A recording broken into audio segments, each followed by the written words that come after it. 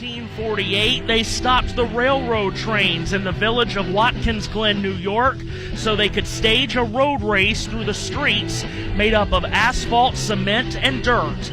If those folks could just see what they started. Formula One, sports cars, IndyCar, and NASCAR have since graced these historic roadways. And again today, NASCAR's push to the playoffs takes a spin at Watkins Glen. The clock is ticking, and time doesn't speed up or slow down for anyone. 3 races remain until the playoffs, and perhaps no place provides as many twists and turns as this race. Last week, the winning formula was all about saving every kernel of fuel. This week, well, it might be the same. Just as it's been the same driver in victory lane in the last 3 road course races. Will it be the same for Shane, or will someone take the fight to him like last year? Buescher gets on the inside of SVG and says, "You pushed me around earlier, I'm going to give it back." Incredible on this final lap. At this relaxation destination, 2.5 miles, 11 turns, thousands of gear shifts, and plenty of drama is on the itinerary. We hope you enjoy.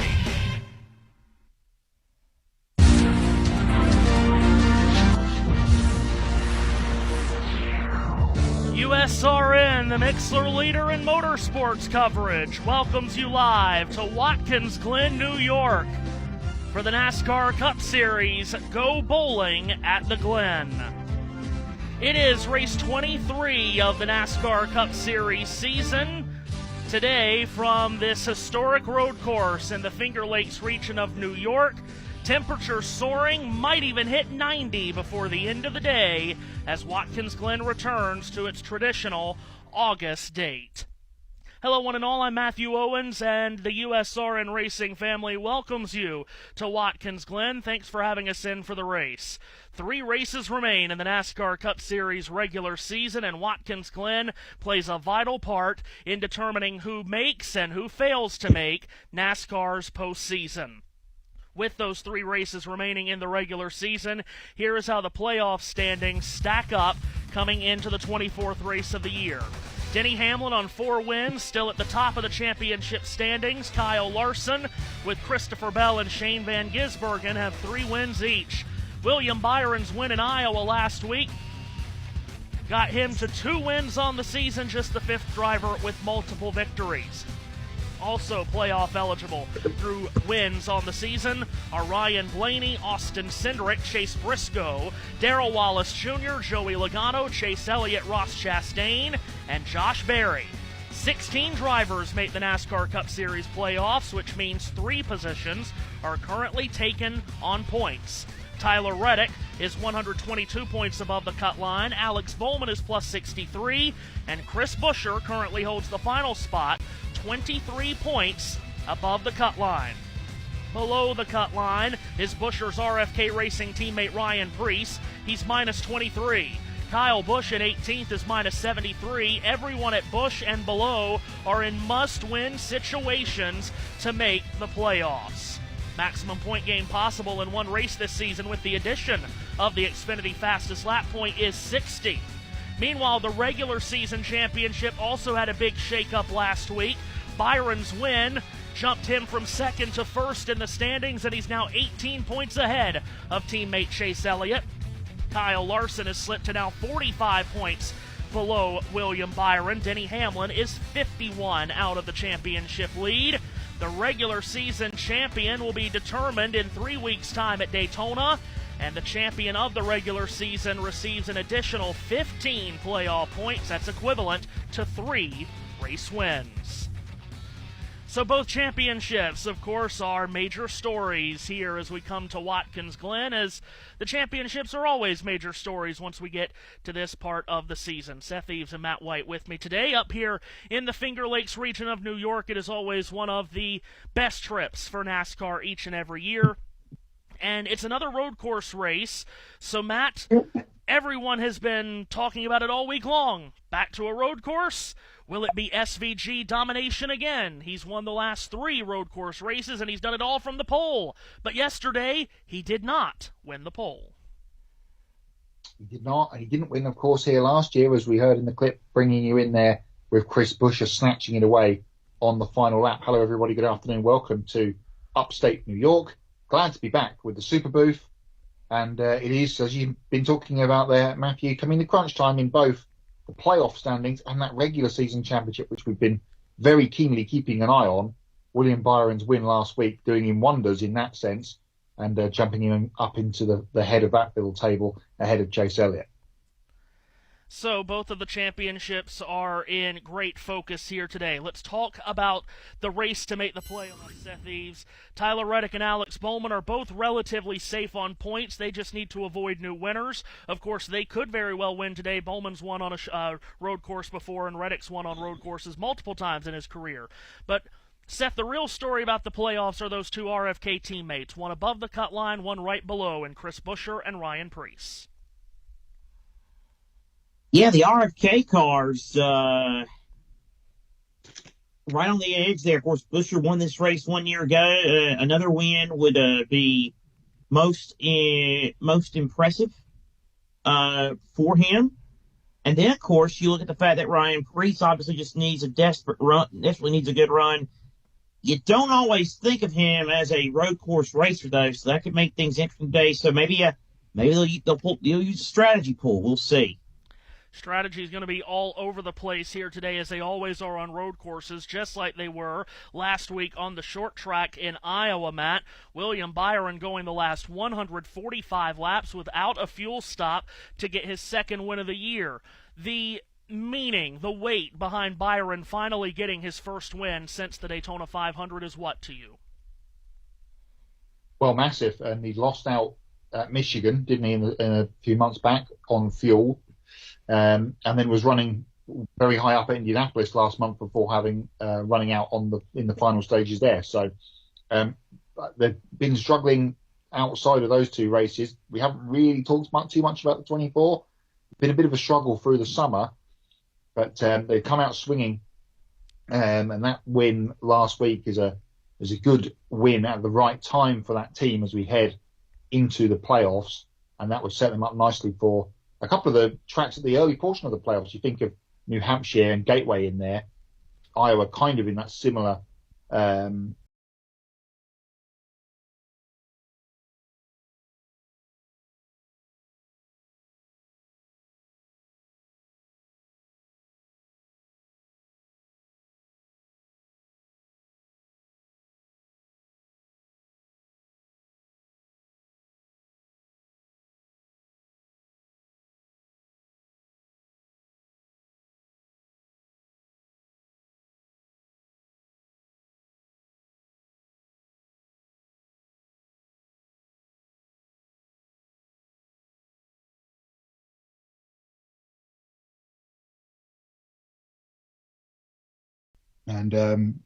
you feel like it's, unless we have some weirdness between that top 5 in terms of wins versus non-finishes, and of course we've got Daytona coming up in a couple of weeks' time, you feel like it's probably between those 2, Byron and Elliott, unless, as I say, there's some big non-scores or big low scores for those guys over the next couple of weeks.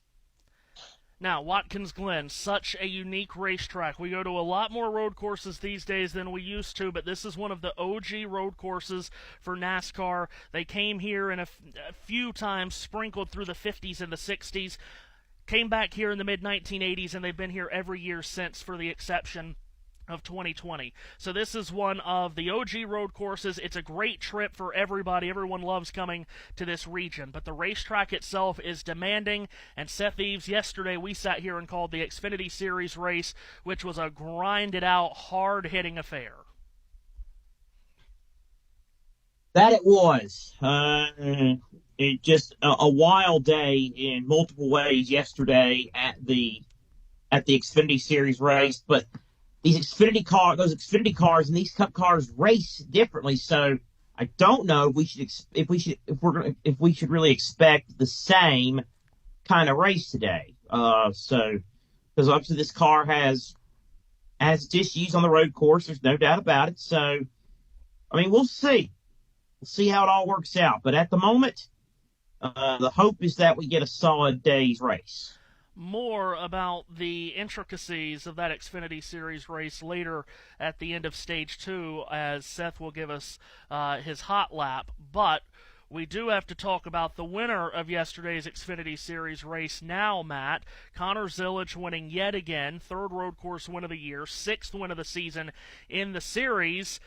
He was supposed to race with us here today, but he's not because of a very nasty fall when getting out of his car in Victory Lane yesterday. Yeah, didn't catch the race myself yesterday and was kind of confused with tweets saying he'd broken his collarbone and tweets saying he'd won the race. I was like, well, what's gone on here? But he did win the race.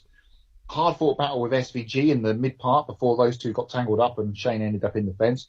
And then he held on through the carnage at the end. To then, as you say, have a slip and a stumble off the roof of that car in Victory Lane yesterday. Landed extremely hard on his left collarbone. And he's going to be sore today, no doubt, and he's going to miss the race. At the track where he got his first Xfinity win last year, this year he finds himself being carted to hospital. Now, earlier in the year, he got carted to hospital at Talladega. Since he's come back from that injury, he has absolutely smoked the field. So what happens now? Because he's injured again, and he's already been smoking the field. So watch out for the rest of the season, I'd say, when Connor Zilisch is back in the car. But we wish him all the best. That was a nasty little tumble he had yesterday. Not something you want to see, especially out of your race winner. He was viewed by the odds makers as the second choice to win this race today, but he will not be in the Cup Series race today. Here at Watkins Glen, where it's about to get going in just a moment.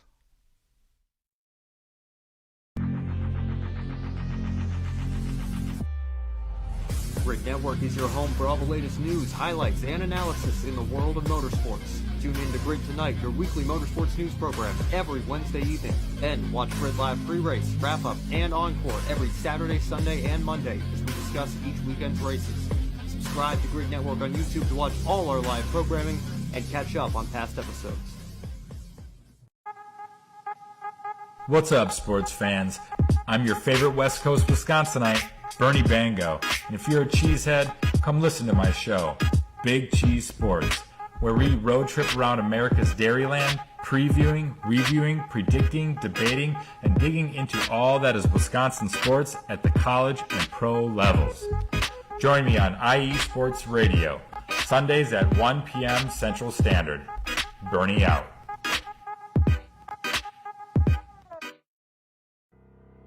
They're banging wheels! Unbelievable! This is Matt White, and you're listening to the Ultimate Sports Radio Network on Mixer.com and the Mixler app.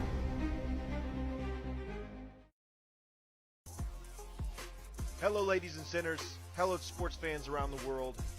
This is Cale Henderson, the host of IE Vegas, the Sin City Sports Show.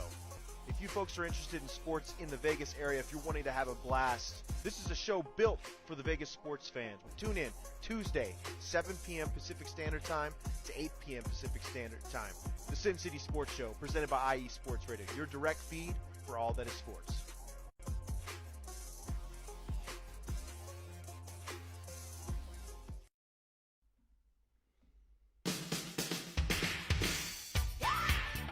What up, all you boxing fans? This is Vince Wright, the sports governor, and me and Gilbert Batista are the host of Ringside on IE Sports Radio. Make sure you keep it tuned to IE Sports Radio, Spreaker.com for the latest edition of Ringside. All the boxing news you need right here. Keep it tuned, Spreaker.com, IE Sports Radio, your direct feed for all that is sports.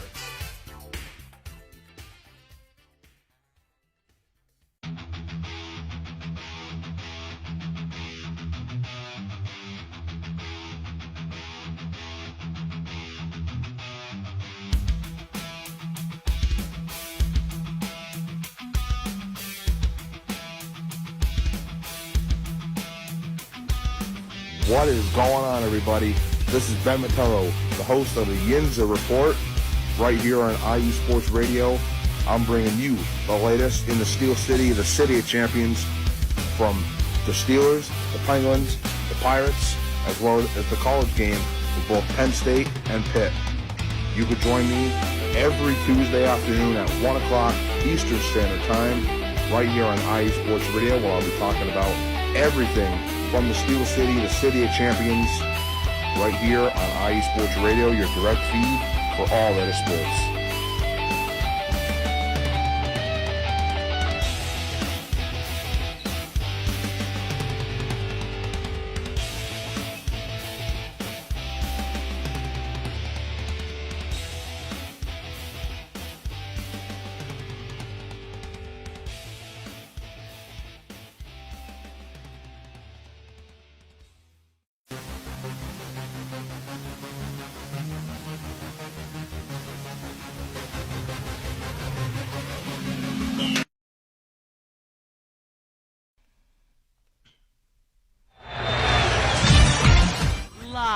On USRN, it's the NASCAR Cup Series. Get a big thumbs up. Get ready to rock and roll past the race cars today, pal. Hey, boys, let's execute. Have a good day. Today, the Go Bowling at the Glen from Watkins Glen International. And today, on a hot August day in the Finger Lakes region of New York, the NASCAR Cup Series ready once again to go around this historic road course that has hosted NASCAR, IndyCar, Formula One, sports cars for decades upon decades.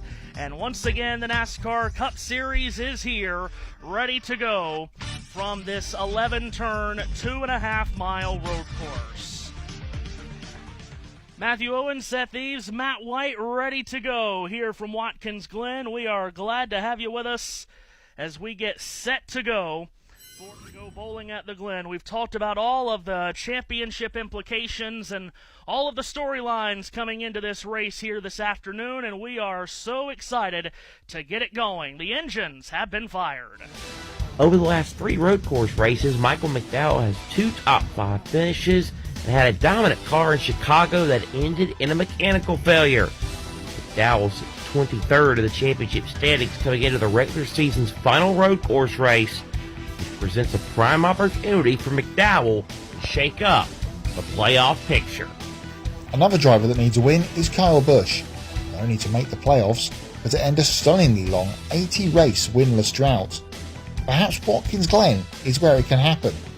Busch has won twice at this historic road course in the past, and road courses are where his best runs have come so far this season. He only has 2 top 5s this year, and they came at COTA and Chicago, giving long-time Kyle Busch fans reason to cheer today.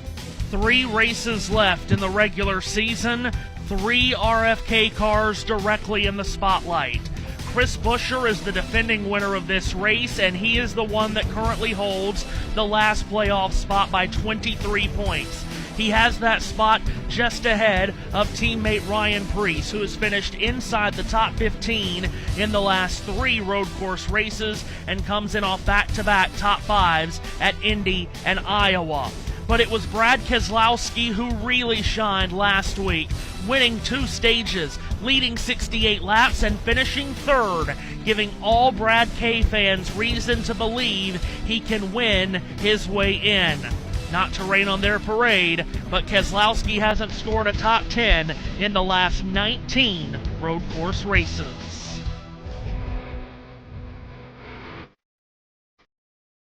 There will be bruised sheet metal and bruised egos by the time this day is done.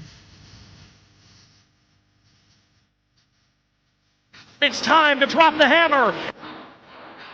They are 3x3x3. 4 wide, a big bold move. It was a bit rude. Now contact! Trouble! Oh my goodness! 5, 6, 7, 8, 4 to wide. Weirdo! He tumbles like crazy. Oh, everybody's involved. Wow, this is spectacular! Side by side, wheel to wheel. They are dead even. Whoa! And they all say Oh my goodness, how physical is it going to get for the win? If you're not on the edge of your seat, make sure you get there. One final frantic lap for the win! Side for the win! It's free wide for the lead, heading towards the checkers. There's one final shot! Here they come to the flag! At the line! It's a photo finish! Unbelievable! I don't believe it! Wow!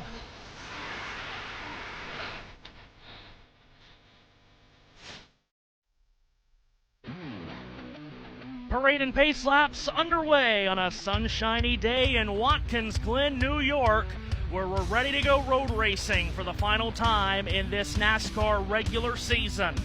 Shane Van Gisbergen is the heavy favorite, but he was upset in qualifying yesterday by Ryan Blaney, who scored the pole, just his second of his career on a road course.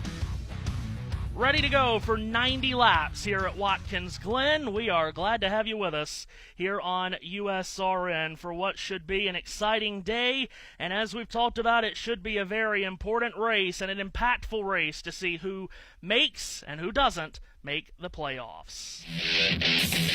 Time now for the starting lineup. Qualifying was held here yesterday. Let's give you the starting grid. Josh Valicki, a road racing instructor from the state of Wisconsin, rolls off 39th on the grid. J.J. Yaley is the 38th starter. From 37th is Catherine Legg. Cody Ware starts 36th. Noah Gregson in the A&W Root Beer Ford rolls off from 35th. Ricky Stenhouse Jr. of Mississippi starts 34th alongside Zane Smith. Ty Dillon rolls off from the 32nd starting position, and piloting the HaasTooling.com Ford from 31st on the grid is Cole Custer. The Mobile 1 Toyota for North Carolinian John Hunter Nemechek rolls off 30th. His teammate starts 29th. That's Eric Jones. Riley Herbst will start 28th. The 27th starter is Todd Gilliland. Kyle Larson, it'll be fun to watch him come from the back. He starts 26th. 25th starter is Austin Dillon. 24th is Josh Berry. Justin Haley, who's been his future's in some question at Spire, starts 23rd. Denny Hamlin, who won here in 2016, starts 22nd. And 21st starter, the Beastmobile, that's Tyler Reddick. Front half of the field looks like this, and it begins in P20 with Chase Elliott in the NAC Auto Parts Chevrolet. Daniel Suarez is 19th, carrying the freeway colours for Trackhouse. AJ Allmendinger, who's always talked about when we come to the road courses, starts 18th, behind Ryan Preece, chasing that playoff spot. 16th is Brad Keselowski. We may not see all of him today. He's on baby watch. Joey Hand on standby for the 16th. Darrell Wallace Jr. is 15th, the Indianapolis winner, just behind Ty Gibbs in 14th. Austin Cindric carrying the snap-on colours for Team Penske today, 13th. Chris Buescher, who holds that final playoff spot at the moment, and last year's race winner, is 12th. Joey Logano is 11th. Michelle Pennzoil, number 22. The 10th starter is last week's Iowa winner, William Byron. He starts alongside Christopher Bell. Carson Hocevar's in row 4, flanked by Alex Bowman, the 7th starter. Michael McDowell was in the mix yesterday before getting taken out savagely. He starts in the 3rd row with Kyle Busch, 2 times a Watkins Glen winner. Ross Chastain starts from 4th alongside the best qualifier of the year in the Cup Series, Chase Briscoe. On the front row, starting 2nd is Shane Van Gisbergen in the WeatherTech Chevrolet. Odds makers have him as a minus 175 favorite today. He's a massive favorite. But he was beaten for the pole by Ryan Blaney from High Point, North Carolina in the Richmond Water Heaters Ford. That's the starting grid for the 39th annual Go Bowling at the Glen. We are ready to go for 90 laps, 221 miles, 355 kilometers. The first 2 stages of this race will go 20 laps. The final stage will go 50. The race record was set here only a couple of years ago by William Byron in 2023 at an average speed of 111.4 miles per hour. Fuel window, that's always an important number on these road courses, given to us at 34 to 38 laps. Pit road speed is 40 miles per hour. Let's take a swing around this race course, and it is a big swing because it is a big course. This swing around the course is brought to you by Accents by Samantha, available on Etsy. Down the main straightaway, the field will come. This is a downhill straightaway, and it leads to a heavy braking 90-degree right-handed turn number 1. Have to hit the apex strong here, but cars will accelerate quickly and slingshot all the way over the curbing to driver's left. All kinds of real estate will be used here in turn 1. But you quickly have to be back on the racing surface because it really starts to narrow up and funnel uphill to the highest point on the racetrack and the fastest point of the racetrack. And that's where Matt White, with the greatest pair of binoculars USRN could buy, is standing by because Matt has, what is that, Matt? 6 corners to cover here this afternoon. Yeah, the best part of, I don't know, 1.5 kilometers, something like that. Up the hill they come through turn 2, as you mentioned. It does narrow up quite a lot with that extra runoff zone that we've got on the exit of turn 1. And it is a funnel up through right, left, and then right again over the access tunnel in the middle of the S's there as they plummet their way uphill and towards the very one of the probably the most famous part of this Watkins Glen racetrack. It is the bus stop chicane up here at the top of the hill. Right, left, right flick. Then they're into the carousel, which is a very, very long right-hander, back into the eyes of Seth Eves. Yes, indeed. Thank you very much. Good afternoon, everybody, and welcome to Watkins Glen.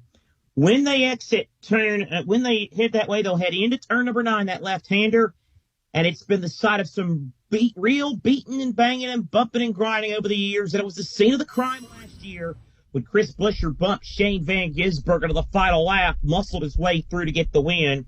You'll head into that 9th corner, a long looping turn, also known as the carousel, before you hit the brakes and head into turn number 10 before you head into the back straightaway. Or actually, you'll hit the back straight in 10. That sets up the final corner. Once you exit turn number 10, another short straight down, another left-hander, and 11. I'll have all the action from the carousel this afternoon at Watkins Glen. And the field has just gotten 1 to go, so we are ready to race here at Watkins Glen. And once again, as we talked about yesterday, we do have to bring up here, they have changed the restart zone here at Watkins Glen for this weekend. The restart zone, instead of being on the straightaway, on the pit straight, by the flag stand, it is instead now on the entrance to turn number 11. So these cars will start to accelerate in the middle of that chute that connects 10 to 11 that Seth just told you about. They'll start to accelerate in turn 11, and they'll be just about at full speed by the time they get to the green flag and the start-finish line. Real quick, Matt, in 15 seconds, whiteboard today.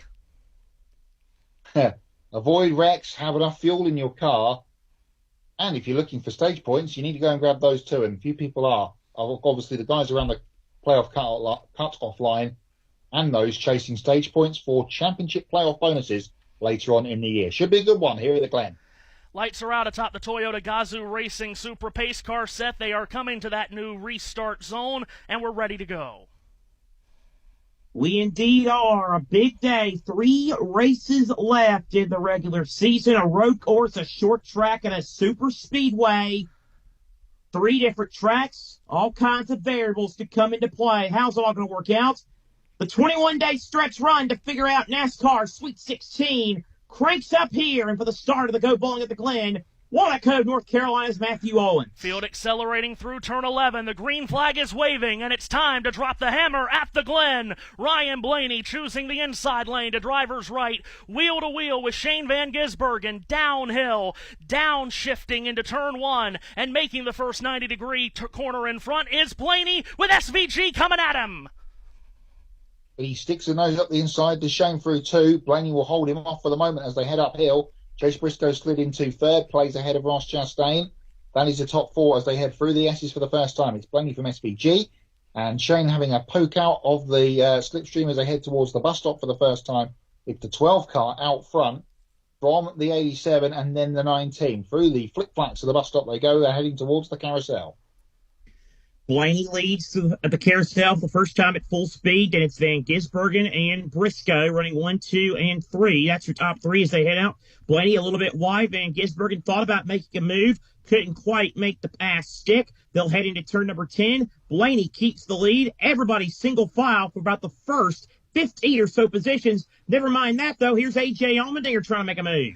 And Christopher Bell in the entrance to turn 11 looks to the inside of Alex Bowman towards the tail end of the top 10 as the leaders come to the line, and lap 1 is led by Ryan Blaney. From the pole, he leads the opening lap. Back to turn 1, he's followed by Shane Van Gisbergen, Chase Briscoe, and Ross Chastain as William Byron makes a move in turn 1. Matt, he gets to the left elbow of Carson Hocevar, but Hocevar holds him off for turn 2. Yeah, Carson was trying to pass Kyle Busch through the penultimate corner of the lap, and that slowed him up and fell into the clutches of Byron, but Byron couldn't make the move stick as the field now all strung out single file on this second lap. It is Blaney by a quarter of a second from SVG heading towards the bus stop for the second time. They fly through that extended curve on the inside of the first part of it now, making that entrance to the bus stop far quicker than it used to be.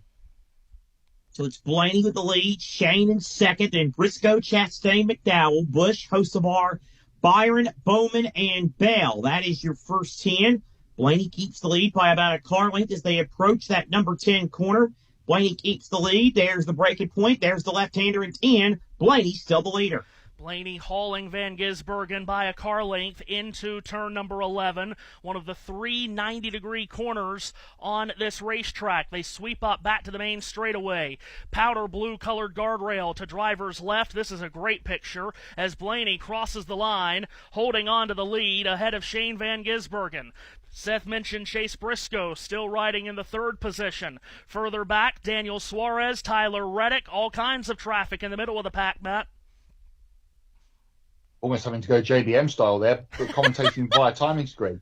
But the leaders are up the hill, and it is Blaney who's actually stretched away from Van Gisbergen over the last lap. It's now, he's doubled the lead. Well, I said it was about a quarter of a second last time. It's up to half now as they head towards the bus stop on lap number 3. Shane closes in a little bit on the entrance, but Blaney has got it covered. Blaney does have it covered over Van Gisbergen, and then Briscoe, and then Chastain. So nothing changing at the front of this field as we kind of suspected, but it's Ryan Blaney who maintains the early lead as he works his way. He'll make that left-hander to turn number 10. Blaney continues to show the way. Blaney has one road course win in his career. That was at the first Roval race all those years ago. He is the leader sweeping up out of turn number 11. By the way, Matt mentions JBM. We are on JBM today. Big hi to everyone listening and watching there on YouTube. We had the jockeys aren't with us, aren't doing this, so it's us on both. Cool. Us on both. They are busy in Portland coming up here in about an hour. We had a bunch of people. Party. Yeah, that's right. Had a bunch of people tuning in and commenting yesterday for the Xfinity Series race. Glad to have everyone on JBM with us here today. We'll keep up with the comment section there. Matt, Denny Hamlin trying to make his way through early traffic.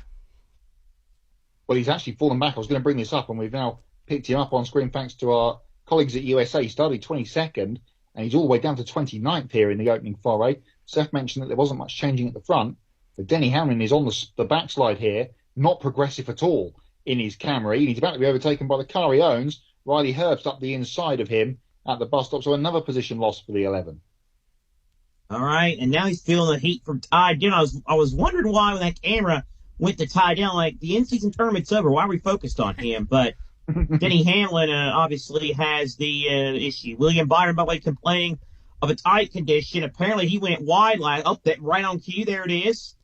Went wide, goes wide, so he drops back from 8 to about 11. Yeah, Alex Bowman, his teammate, gets around him. Christopher Bell also makes a pass on Byron. That happened on the approach to turn 10, Seth, and there may have been contact.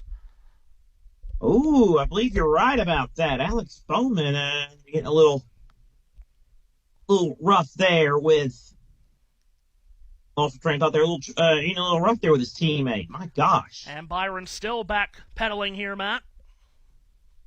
Yep, falling through the field. So there was a little bit of a contact between those two, a bit of a misjudgment, if nothing else, between the two teammates there. On board with Ty Gibbs. He's in a hornet's nest going on here in the teens. Joey Logano just in front of him as they head towards the bus stop. Once again, one of the fastest chicanes in American motorsport, and it is fast and frantic already through there. Yeah, indeed. Here comes... So we look at... that's Riley Herbst trying to... Is that Herbst or Gibbs? It's the Monster Energy cars. Yeah, boy. So that's Gibbs, a little further up. Meanwhile, let's try to get Byron's fight with... Oh, great. Buscher's in that car today. That won't confuse me any. Yeah, Chris Buescher has negotiated his way around William Byron, so that puts Buescher up into the 10th position. Byron back to 11th. Joey Logano and Ty Gibbs hot to trot on the bumper of Byron. 5 laps complete. Byron, we mentioned, the winner of this race a couple of years ago at record speed. He is trying to pick up lost ground from the last lap. Yeah, there's a queue forming here. Alex Bowman, who is in 8th position. Oh, Kyle Larson's gone for a spin in turn 1, Matt. Yep, he has backed it around to driver's left on the runoff area at turn 1. He will find a break in traffic because he's gone all the way to the end of the field, and he will get it pointed back the right direction. The blue and white number 5 for Kyle Larson gets back going. He won here in 2022. And he has spun it around on the entry to turn number 1. Used to be a gravel pit right there where you'd get stuck and a caution would come out and you'd lose at least a lap. Now it's all paved over. He can get back going. He was running just in front of Austin Dillon. There was no contact there by the looks of it. Larson just lost the rear on the approach to the corner. Wheel hop. A little bit too. Was Larson, and as you say, spins to the runoff zone in turn 1, which, as you say, used to be a gravel trap. Cleared by Jimmy Johnson in an accident down there many moons ago. Guys, be on the lookout. He's heading for pit road because he says he has no brakes. Oh, wow. Well, my goodness, he stood on him there in turn 1 and lost the rear, and now apparently a brake issue with the 5 car. So Larson in trouble early. Of course, struggled yesterday in practice and qualifying as well. Had to start deep in the field. So Larson sounds like he'll be coming to pit road this lap. Ryan Blaney continues to lead from Shane Van Gisbergen. They've broken away by about a second on third place running Chase Briscoe. Here is Larson to pit road. Of Shane Van Gisbergen. Dave, tell us more about Larson. He's made it to his pit stall lead. Can he bring the car to a stop? Gingerly, yes, he does. And you mentioned last week at Iowa, Cliff Daniels told me they've got that car home. It was destroyed in so many ways. But again, this weekend, mechanical issues for them. Steve, what would be your checklist as you hear the driver complaining about brakes? Well, it's clear to me, looking at just the helmets, that those aren't the normal tire changes. Those are the mechanics going over there right now. Reading his radio, he says he could pump the brake pedal up and get a pedal, but then when he steps on it, it slowly decreases like you're bleeding the brakes. That tells me they have some sort of fluid leak. It's not just air in the system, so that's what I'd be looking for, Dave. Much like these crew members are doing right now, looking underneath the hood, see if there's any fluid on either of the calipers. Nothing obvious, but this is going to be hard to diagnose. Probably a day ender at least to be competitive for the 5. He has gone 1 lap down, and he is still sat in his pit box on pit road. Larson, a tough week at Iowa. Last week, he's now 45 points behind William Byron and slipped to 3rd in the championship standings. This will not help his hopes for the regular season championship for Larson, who has 3 wins on the season. Still sat on pit road, in fact, as they latch on the right front tire of the car. Right side still jacked up. Now they put the jack down, and they're going to put the car in reverse and wheel it behind the wall. So Larson, the winner of this race 3 years ago, will not win at Watkins Glen today.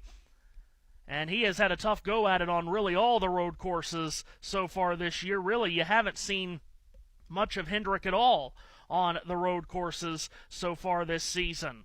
Leaders back to the main straightaway, and over the line comes Ryan Blaney. He is hopscotched away from Shane Van Gisbergen by about 3 car lengths. Similar gap back to 3rd place running Chase Briscoe. Single file at least through the first half of the field as we work lap 9 of 20 in stage 1, 9 of 90 for the race. Let's pick up Ty Gibbs going up the hill. 13th position for the 54. And he's got Joey Logano ahead of him. He's the meat in a Penske sandwich. Logano ahead and Cindric behind at the moment as they weave their way uphill towards the bus stop. Interesting to see if they do find the fix with Larson. Seth mentioned it'll be interesting to see how well he goes coming from deep in the field. Well, it's gone the other way. And as I said earlier when we were talking about the championship, it was kind of out of it anyway. And this might seal the fate of Kyle Larson as our regular season champion for 2025. Yeah, you would think that would be a detriment to that campaign. So a tough break for the 5 bunch today, and his day done. So amongst the guys he thought maybe could be a contender and stop the SVG Express, you can take his name out of that list. So the 5 car now behind the wall, and as Matt mentioned, we'll see if he's able to rejoin. Remember, he had an issue in a crash in the rain in Mexico, rejoined and stole the fastest lap point very late in that race on the road course on Father's Day weekend. We'll see if they can do the same here today. Let's talk about let's call it the mixed bowl of strategy of road course racing, Matt. And we could have that anywhere, not just a road course. Just look at Iowa last week. But let's talk about the mixed bowl of strategy at road course racing. These first 2 stages are relatively short, only 20 laps. We're just about halfway through this first stage. Flipping stages, something we talked a lot about yesterday, and we will today, I'm sure, Matt. Plenty of fuel in the tank to get you through both of these first 2 stages, and tyre wear shouldn't really be too much of a problem in terms of running out of tyre towards the end of the stage. But if you think you've got a fast car but you're stuck in traffic, and I feel like there's going to be a few people sort of in the teens and below that might want to try that, flip this first stage, get yourself track position for stage 2. You'll probably end up losing it for the start of stage 3, but it does give you perhaps a free chance at trying to win the stage 2 playoff points and championship points for that matter. It's going to be interesting to see how that happens. Of course, we know when those 2 cautions are going to fall. It's where the cautions come around those that will be critical, and we saw plenty of them yesterday. And here's the man that won the race being spoken to by USA, Connor Zilic. I guess I didn't walk away, but very grateful to be walking today and just be all right.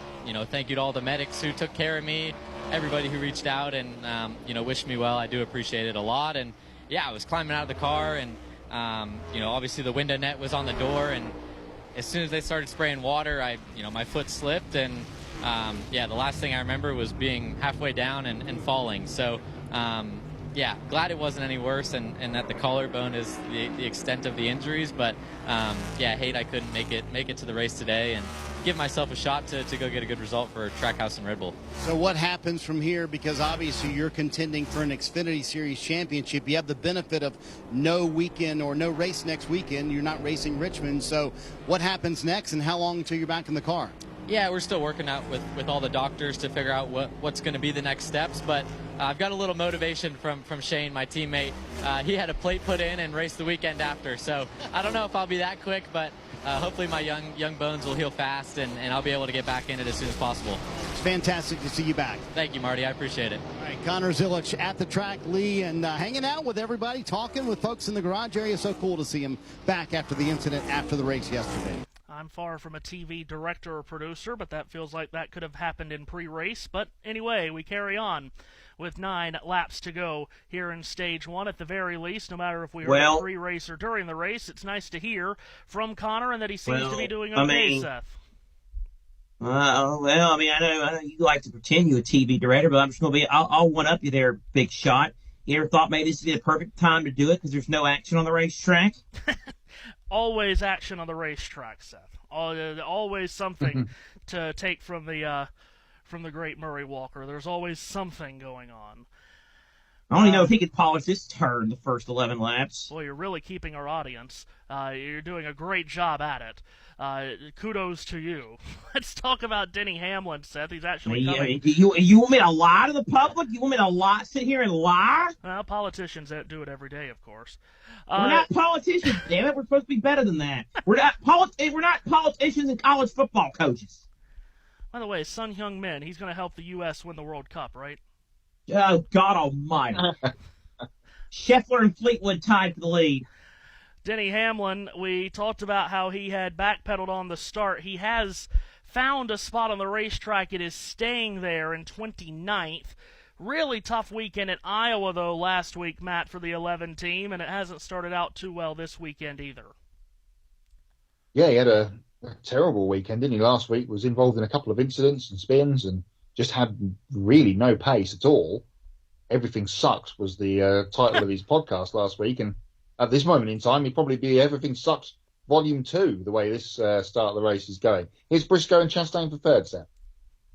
All right, let's see if this might be a little something. Chastain trying to reel Briscoe in as they head down that short straight, which leads into turn number 10. Michael McDowell about 2 car lengths back of this battle. So maybe this is something? Yeah, Chastain has been really strong all weekend long. It's actually been a talking point about how the Trackhouse cars have been really good on road courses this year with Shane Van Gisbergen and Daniel Suarez. As usual, though, Suarez not getting the finishes that he deserves. But Ross Chastain hasn't been anywhere on road courses this year. He's running fourth here. Let's go to pit road. About SVG.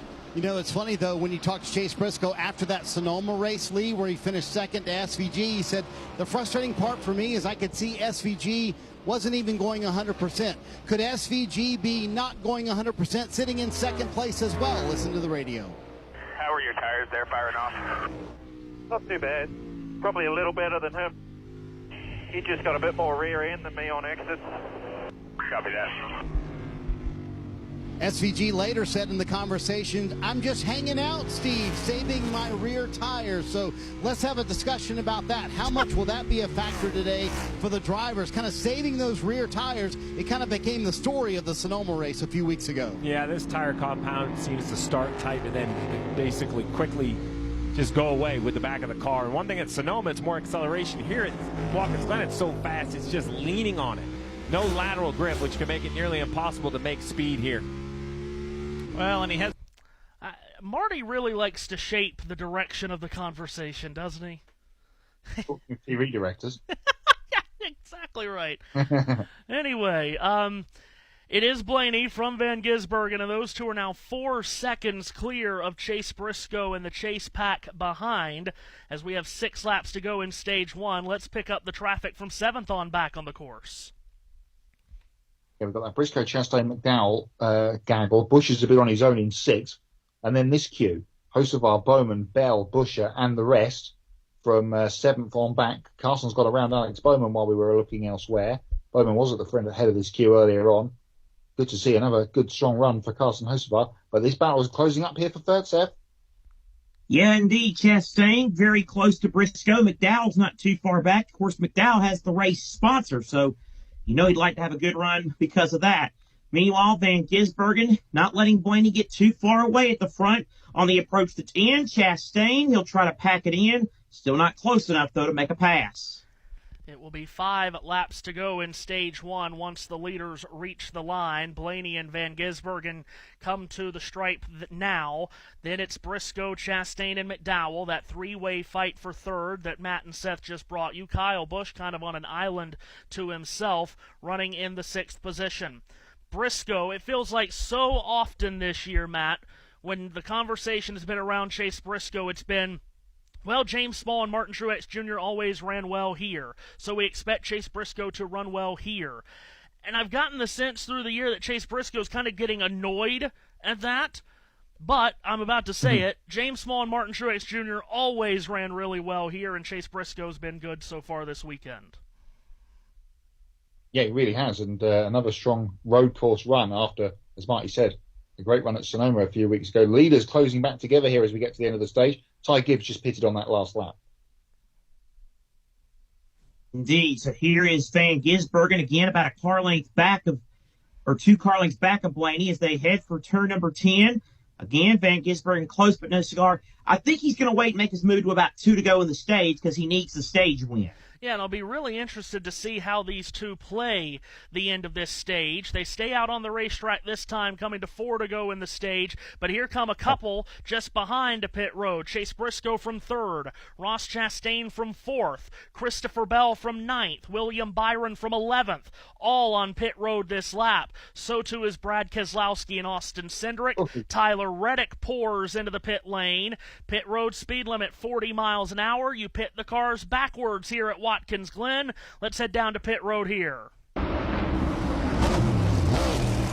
Back at Watkins Glen, where green flag pit stops are underway. The 19 of Chase Briscoe completing his stop, lacking rear grip was the biggest complaint, Dave. Ross Chastain had a top 4 qualifying run. Car is pretty good here. In fact, they told him he was getting better, especially into turn 1 every lap. So working on his craft, a very fast Chevy this afternoon for Ross. First wave of pit stops under green here in Stage 1 happening here, and this would be coming up the last lap you are able to make a pit stop under green, as pit road will be closed with 2 to go in the stage. Leaders are coming to 3 to go in the stage. Blaney swings his car wide out of 10, points it sharply into 11. He and Van Gisbergen stay on the racetrack at least for 1 lap longer. Michael McDowell now moving up to the 3rd position. He will come to pit road this lap, followed by Kyle Busch, who was 4th. You see McDowell on pit road, Marty. With the first pit stall on pit road, McDowell hits for some changes here. He said the car was a little bit lazy on the turn and too free on exit. Kyle Busch, you saw him go a little bit long in his pit stall. They had to back him up just a little bit. He said really good through the S's, but he struggles on the bus stop, especially on the exit of the bus stop. And boy, Kyle Busch, good thing this is under caution. They're going to lose a lot of track position here with that pit stop. Oh, man. Whoa. Right. What? What did Marty just say? I think this is under caution. Good thing this is under caution. We're clearly in green flag. Riley Herbst on pit road this lap. Carson Hocevar, Joey Logano, and A.J. Allmendinger all pitting on this lap. I absolutely no clue what's going on pit road these days. Anyway, Busch will rejoin the on-track action, Matt, but he has lost plenty of track position. Pretty close on the rejoin between a couple of people there. That was Hocevar, and I think it was Ty Gibbs getting very close to getting into each other in turn 2. We'll have to wait and see how this plays out. The leaders are both in, though, as we come to the pit closing lap. Cruise, Marty. SVG described the balance as, quote, decent, Steve. He said he gets close to the 12, and he just loses all of his grip, but he feels like overall he is better than the 12. We'll see if the pit crew can make up that time, Dave. I don't know about that, Marty, because this morning Jonathan Hassler, crew chief for the 12, said on reverse stops, our crew has been one of the best this year. 2 other tracks where they've done that this year, so they'll try to back that up here. Ryan Blaney said the balance on this car is okay. They'll get 4 Goodyear tires, fill it full of Sunoco fuel. Let's watch the race off of pit road. Will Blaney hang on to it, Lee? Yeah, he does. Blaney gets away cleanly. Chris Buescher takes the lead of the race. How important is that? Talking about the strategy of this race and how to get yourself in position to either win the race or go after very important stage points. Chris Buescher has stayed out. He leads. Ryan Preece has stayed out. He's 3rd. Those are the 2 right on the bubble. Alex Bowman is between those 2 RFK cars. So it's Buescher, Bowman, Preece, Chase Elliott, and John Hunter Nemechek, the top 5, and the leaders coming at you, Seth, in turn number 10. Indeed. So it's Chris Buescher heading for turn 10, keeping it smooth and steady on the road and heading back your way to 11. So this would be, of course, a monumental stage win for Chris Buescher. It would be 10 regular season points and a playoff point to take with him to the playoffs if he makes it. Final lap of stage 1 underway. We told you the top 5. Ricky Stenhouse Jr. at 6, the only other car that has not come to pit road. And Matt, not only would this playoff point be big for Chris just to make the playoffs, but remember, a penalty earlier this year, Matt, has Buescher currently at -4 playoff points for the season. After that penalty early in the piece, Byron and Busch getting close to each other in the final corner as Buescher heads up the back straightaway. Battle on here between these guys. It doesn't really count for anything. It's way outside the top 10 as Byron completes that pass on Kyle Busch into turn number 1. Buescher, though, through the bus stop, he won the race here last year. He's going to win stage 1 today.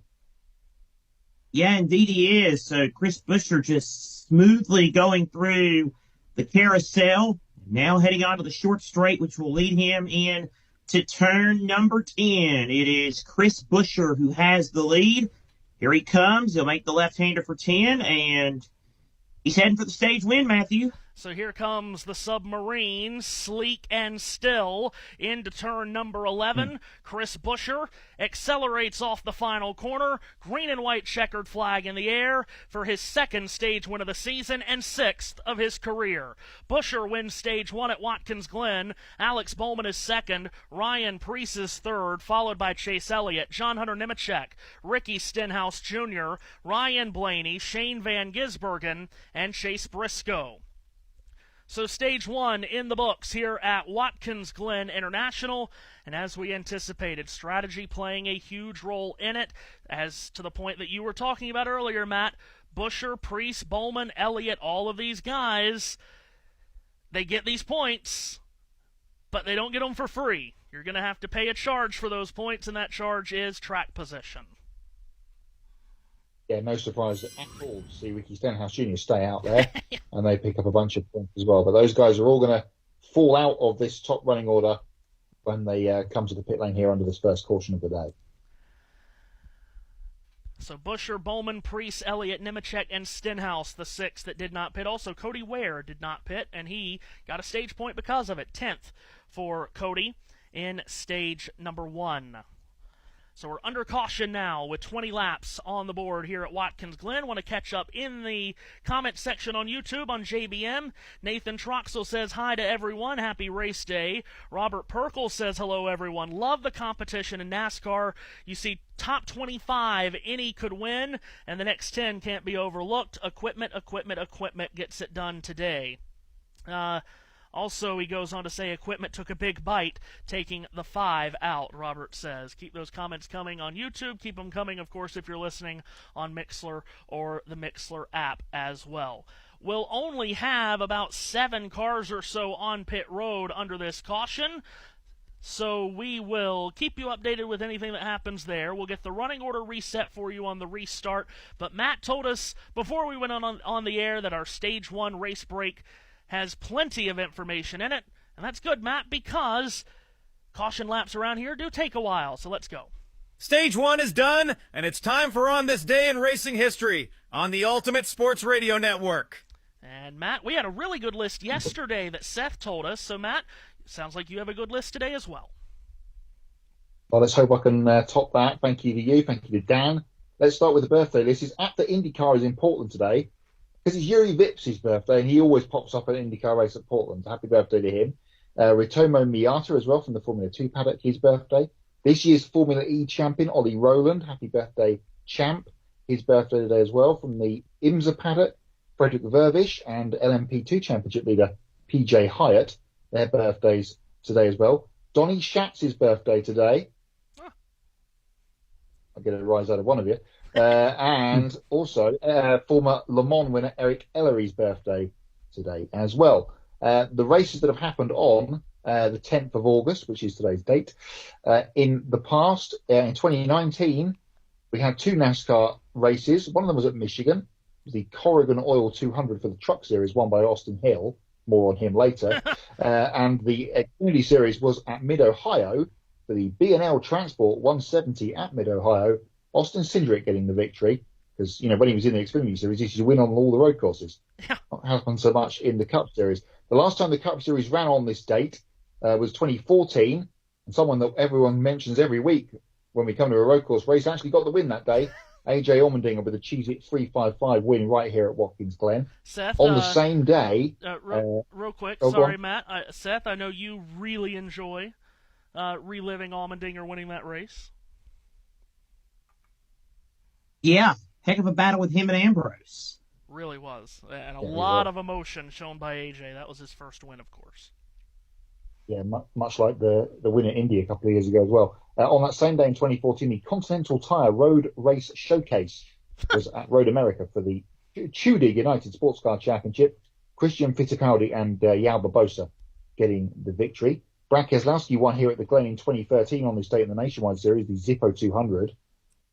Another Grand Am race win for Brendan Hartley and Scott Mayer at Road America on this day in 2013, the visitflorida.com Sports Car 250 in Wisconsin. Tony Stewart won the 2009 Glen race here on this date, the Hella Good Sour Cream Dips at the Glen of 2009. The year before, Kyle Busch on the Centurion boats at the Glen Cup race. In 2003, one for both of you two, the Sirius Satellite Radio at the Glen, won by Robbie Gordon. Oh, thank you, Kevin Harvick. Yeah, that's a race that we do not bring up because there's a double thank you there to Greg Biffle. I forgot about Greg Biffle. Yes, Greg Biffle and Kevin Harvick, and then Robbie Gordon thinking he was just the next big thing after winning the road course races in 2003. What a schmuck. On that same day, we had 2 IndyCar Series affiliated races because, of course, we were in the split. The Emerson Indy 250 at Gateway for the IRL side was won by Helio Castro-Neves. Paul Tracy won at Mid-Ohio. In the kart championship, other names and races. In 97, the Marlboro Hungarian Grand Prix was won by Jacques Villeneuve. On that same day, Alex Zanardi won at Ohio in kart, and Jeff Gordon won right here at the Glen in the Bud at the Glen of 1997. His first road course win, and that's what started the string of 6 straight. Thank you. Mike Skinner won at Flemington Speedway on this day in 1996 in the Truck Series. The Stevens Bile Genuine Parts 200. That racetrack needs to be added to my list, and probably that race indeed. Yes. Also on this date from times immemorial, IROC 91 here at Watkins Glen, won by Rusty Wallace. 4 years previously, he'd won the Cup race here in 1987. Year before that, Tim Richmond won here in 86. Also on the same date, Nelson Piquet won the Hungarian Grand Prix. Another Formula 1 race at Hockenheim in 1980 on this date was won by Jacques Lafitte. Johnny Rutherford won the Milwaukee Mile Tony Bettenhausen 200 on this day as well in 1980. David Pearson, a Grand National winner at Bowman Gray in 1968. Why didn't Gary win the Tony Bettenhausen race? And that concludes On This Day in Racing for August the 8th. August 10th, sorry. There was a lot of Hungarian Grand Prix there. Seth, where is the Hungarian Grand Prix run at? At the Hungaro Ring. Yeah, that's right. Hello, Murray. Oh, goodness. That's our second Murray mention through the first 25 laps. Very good. Did you know that if you spell F1 backwards, it says if? There's another one. Wow. You used to love that. If is F1 backwards. Formula 1 is if backwards. Oh, yes. Oh, goodness. Seth, what's going on elsewhere in the world of sports as we still have time left in this caution? Out in Memphis is Scotty Shepard just bogeyed, so Tommy Fleetwood is now the leader. Wow. Where's the sounder to the... Yeah. What a stunning development. Tommy Fleetwood live for a par at 4. He's got it. So he keeps a one-shot lead over Scheffler, J.J. Spahn, and Justin Rose. Ricky Fowler in a bright-ass orange suit is shirt is among those 3 off the lead. What else is new for him? Well, true. If it's Sunday, he's wearing bright orange. Whether he's at the front or not, that remains to be seen. Oh, very good. Ricky Fowler never been sponsored by Sonny D. Yes, exactly right. Hey man, it looks. Hey, if you can get a shirt that looks as good as the Sonny D paint scheme is, that heck yeah. Former Tennessee volunteer Jalen Wright scored a touchdown for the Dolphins in their preseason game against the Bears. Oh, very good. And let's see, a lot of baseball going on. Astros lead the Yankees 2-0. Your Reds are up 4-3 on the Pirates. Mets lead the Brewers 3-0 in the second. Of course, the Nothingville Brewers from Nothingville. I just love how everybody's calling them the best team in baseball. Yeah, sure, it's August. Give it a couple months. It's August. That's exactly right. Matthew, you have to admit, Matthew, they're worse than Atlanta in that department. At least Atlanta has 2 world championships, right? Yeah, they're pretty bad. I mean, come on. You played the God-blessed Mets at home last year, and you couldn't even win. Yeah, that was... Oh, Lord. Let's see. Any other thing on Twitter?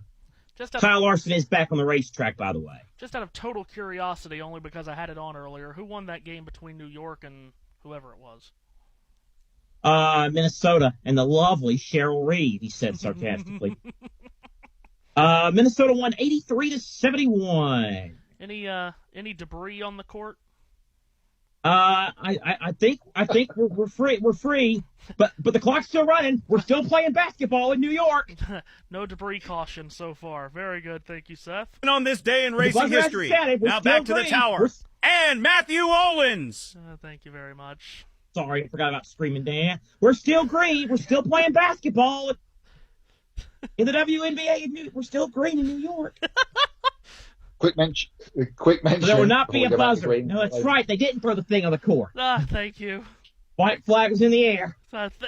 Matt, go. Yeah, indeed. So, quick mention while we're under caution, and as I mentioned, Portland on this day for Yuri Vips's birthday. Don't forget, if you're listening to us on JBM, don't leave us, but the Joshes are about to do their thing with the IndyCar race, which kicks off in about 15 minutes' time or so. And the Grid Network have been on site all weekend with Joe and Nicole. There's plenty of stuff coming your way from both JBM and Grid Network TV from the Portland Grand Prix. Yes, a very busy couple of weeks for them with IndyCar in Portland this weekend and the Xfinity Series there in 3 weeks' time for their run around PIR. I think Joe's going to be on his lonesome that weekend for the Grid team. Ben was going to go, but now can't make it, so it's going to be Joe doing his thing on his own, unfortunately for him. He's going to have to do all the hard work, all the heavy lifting for the Xfinity Series from Portland, which will probably be won by Connor Zilich or perhaps Will Brown. Hopefully Connor's back in the car by then, as the field have taken one to go. We've done the choose, which we do just out of the bus stop here at Watkins Glen, Seth. So the field is behind the Toyota Gazoo Supra pace car, and we're ready to go back racing. Yes, very, very excited. Very excited for to see if this will go back as we're back green, and let's see what this restart entails. Again, the new restart zone, which is between turns 10 and 11. Now, Chris Buescher and Ryan Preece both stayed out under the caution. So too did Chase Elliott. So those three have not stopped yet in this race. As here comes the field into the restart zone on the entry to turn number 11. Green flag is waving. They can't see it yet. Now they do as they exit the corner. And Chase Elliott loses the rear coming onto the throttle out of turn number 11. Stacks up the field. Shane Van Gisbergen dives to his inside. Ross Chastain does as well. Preece gets away with the lead ahead of Buescher. They're 3 wide going into turn 1. Van Gisbergen drifts up into the door of Ryan Blaney. They're 3 wide as they climb the hill. Surprised that Ryan Preece got out of that in front because he almost fenced it coming out of the final corner to driver's left. Small contact, as you say, between SVG and Ryan Blaney. So a couple of the guys at the front did not pit, and they are struggling on their old tyres as Chase Elliott gets a little bump from behind by his teammate William Byron. Here comes Blaney and SVG to split the difference on Chris Buescher. Well, indeed he does. So it's Preece to the front, Van Gisbergen second, Buescher now going a little bit backwards here. Briscoe might be next to get him, and he might bring Ross Chastain with him. Here's Briscoe, driver's right. He'll make the move. Side by side a little further back, you got Michael McDowell and Kyle Busch. Briscoe makes the pass stick. Meanwhile, as they approach 10, Van Gisbergen wants the lead from Preece. Ryan Preece on old tires cannot put up much of a fight here. Shane Van Gisbergen makes the pass down on the inside of turn 10 and takes the lead for the first time this afternoon. It is an absolute hornet's nest further back. Side-to-side contact out of 11 between Michael McDowell and Ty Gibbs. There is all kinds of traffic from about 7th on back. Blaney's going to pick off Preece in turn 1 to get to second, but this is an absolute catastrophe waiting to happen from 8th on back, Matt. They're 3 and 4 wide out of turn 1. Surprised we've got this far on this restart without someone being shot out of the queue here, but chapeau to everybody for keeping it pointing in the right direction. Chase Elliott is free-falling through the field. He's got Austin Cindric about to make a move on him. Bit further forward, Chase Briscoe is having a look up the inside of somebody to turn 3. The bus stop couldn't see who it was.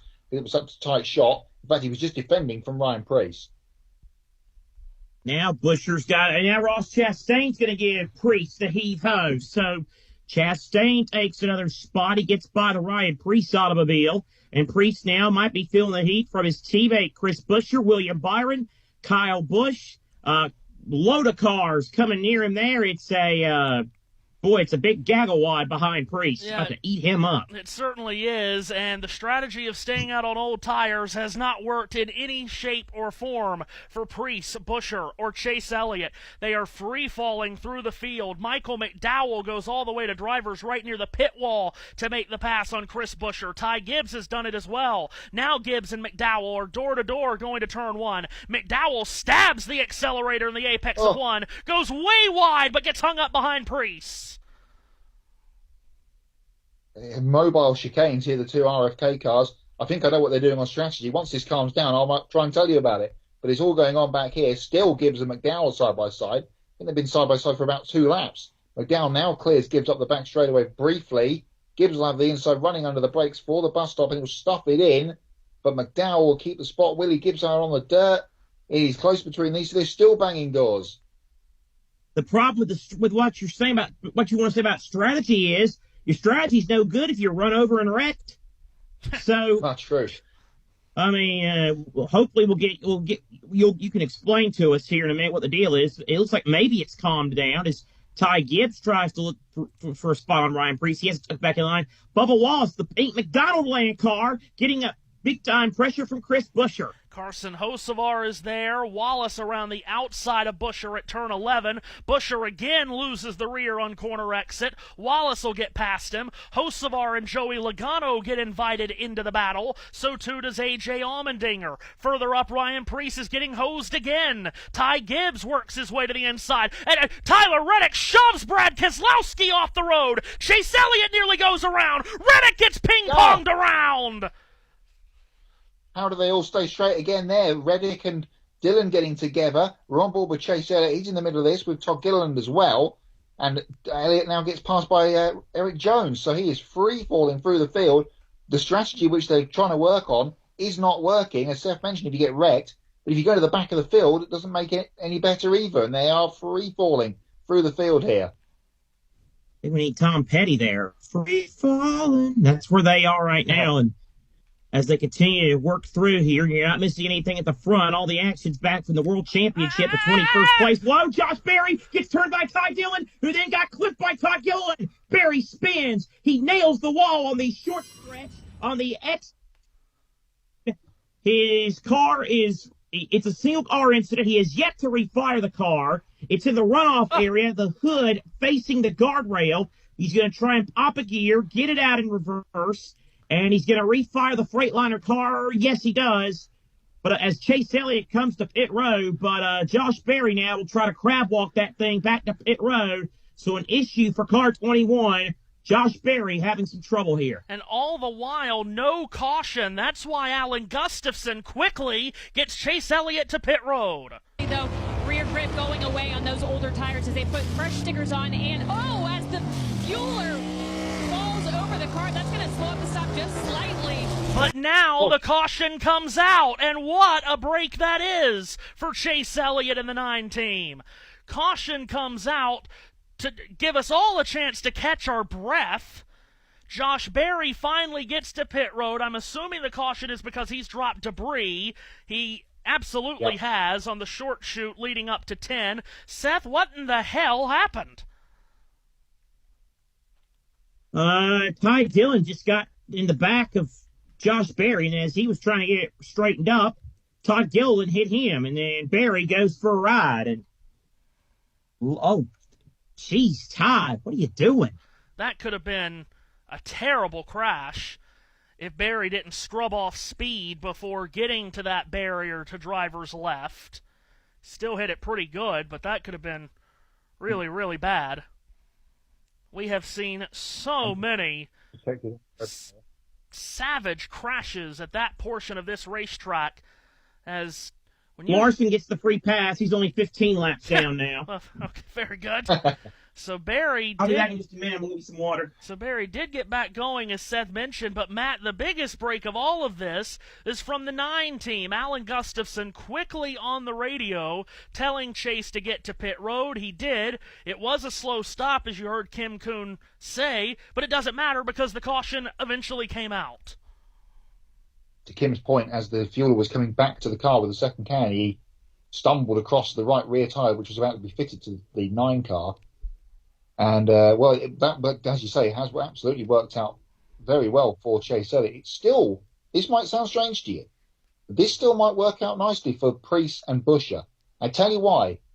We're at lap 30 of 90. They come in now, they could still make it to the end on one stop. Everybody else would have to stop twice. Right, and they... Regardless of staging and cautions and whatnot, Chase Elliott's on the same strategy as those 2 guys for RFK. So that's what I was trying to get to, but we never got a chance because it was so bonkers. And I was about to say, it's probably not going to be too long before they do come. I would have been surprised if it had stayed green if Buescher and Preece had passed up the chance to kind of pit lane the next time round. So they will absolutely come to the pit lane here under the caution, but the way they were falling through the field is cause for concern because they're probably going to have to go through that pain again later if they stay on this strategy. 15th and 17th is where they dropped from first and second on the restart. But your point is well made that now that we are currently working lap 30, once pit road opens in this caution, they can hit pit road. That'll probably be right at the end of the 30th or 31st lap. And then you do that one more time, and then that's your last stop. Of course, that is a strategy where you cannot have any overtime, and you probably do need a little bit of help with some caution laps. But to that overarching point, Matt, it's a really terrific pull from the two crew chiefs and the two teams because both of them are trying to make the playoffs and are in danger of missing.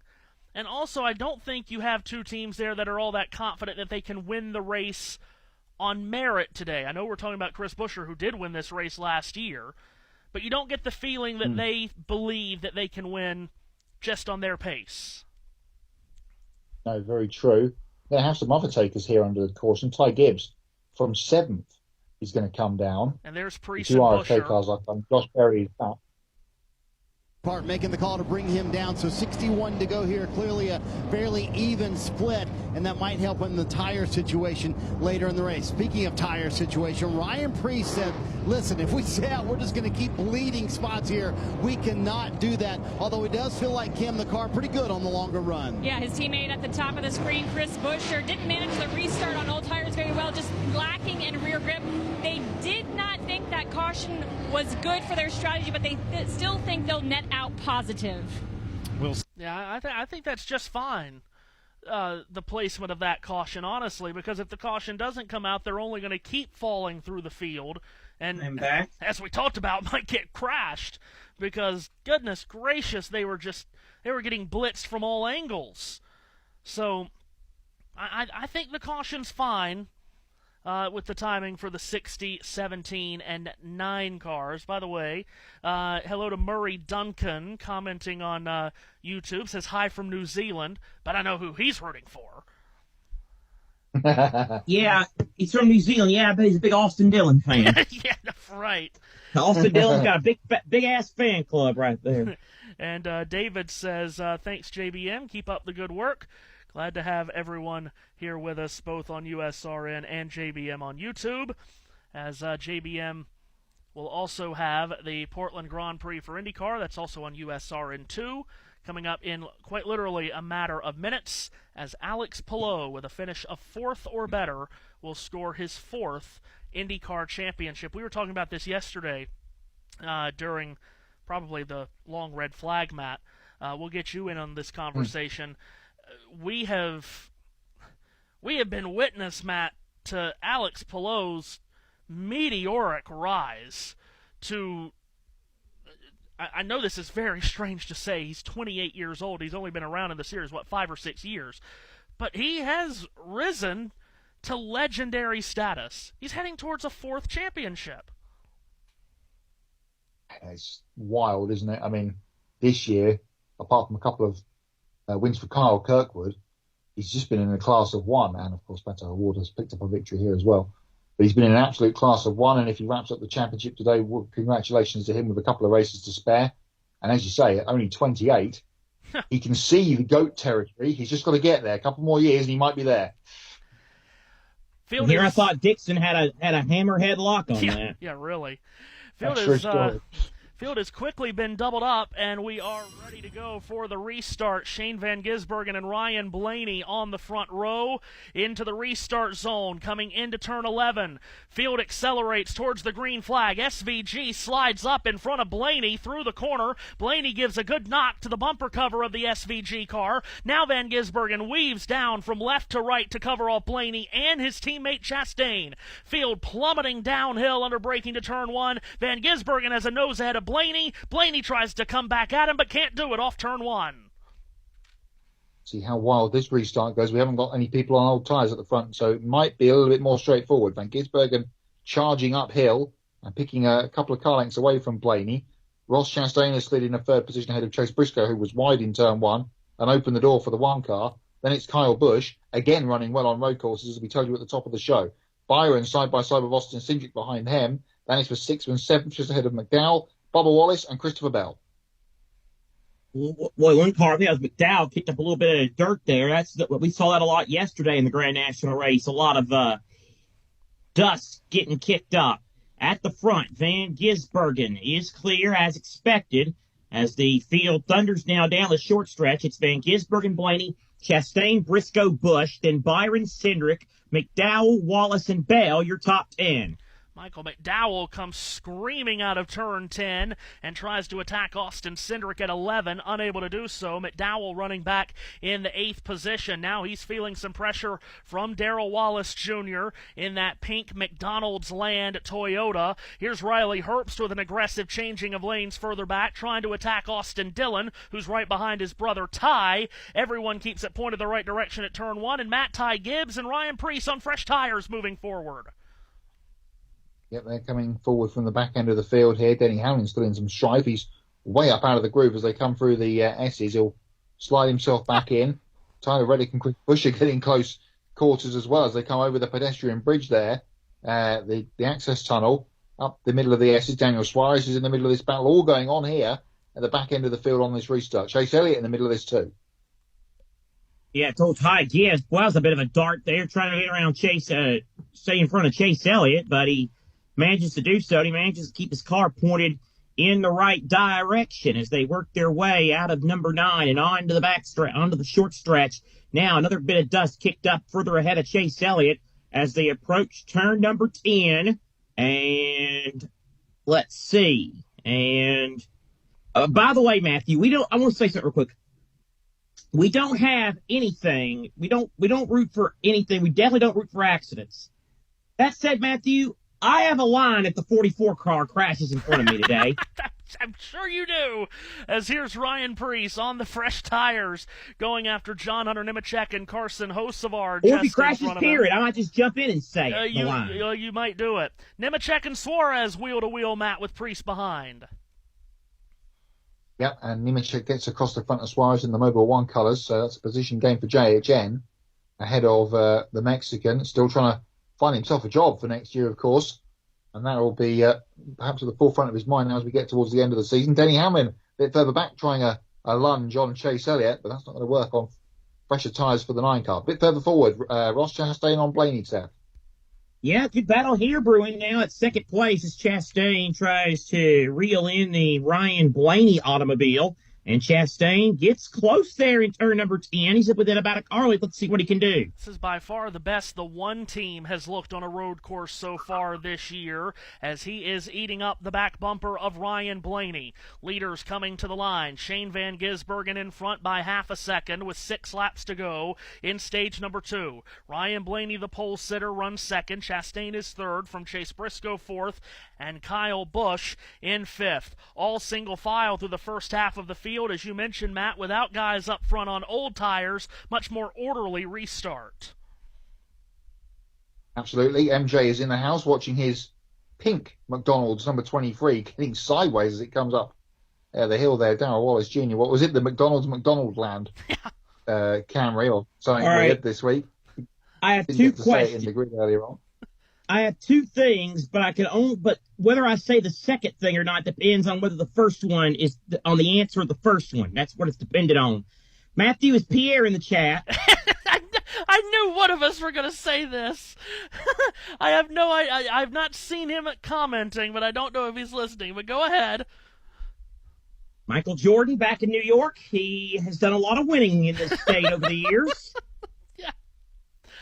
I knew one of us would hit it, so very good out of you. Yes, he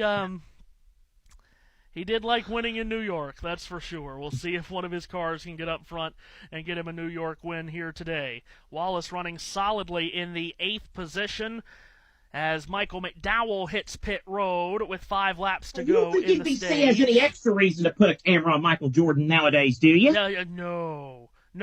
They're going to give him the Wayne Gretzky. They're going to pay him $200 million for what, 4 appearances a year, right? Yes, Exactly right. Another Spire car on pit road is Justin Haley as McDowell exits his pit box. Talking of Wallace, by the way, running in 8th, he's always been pretty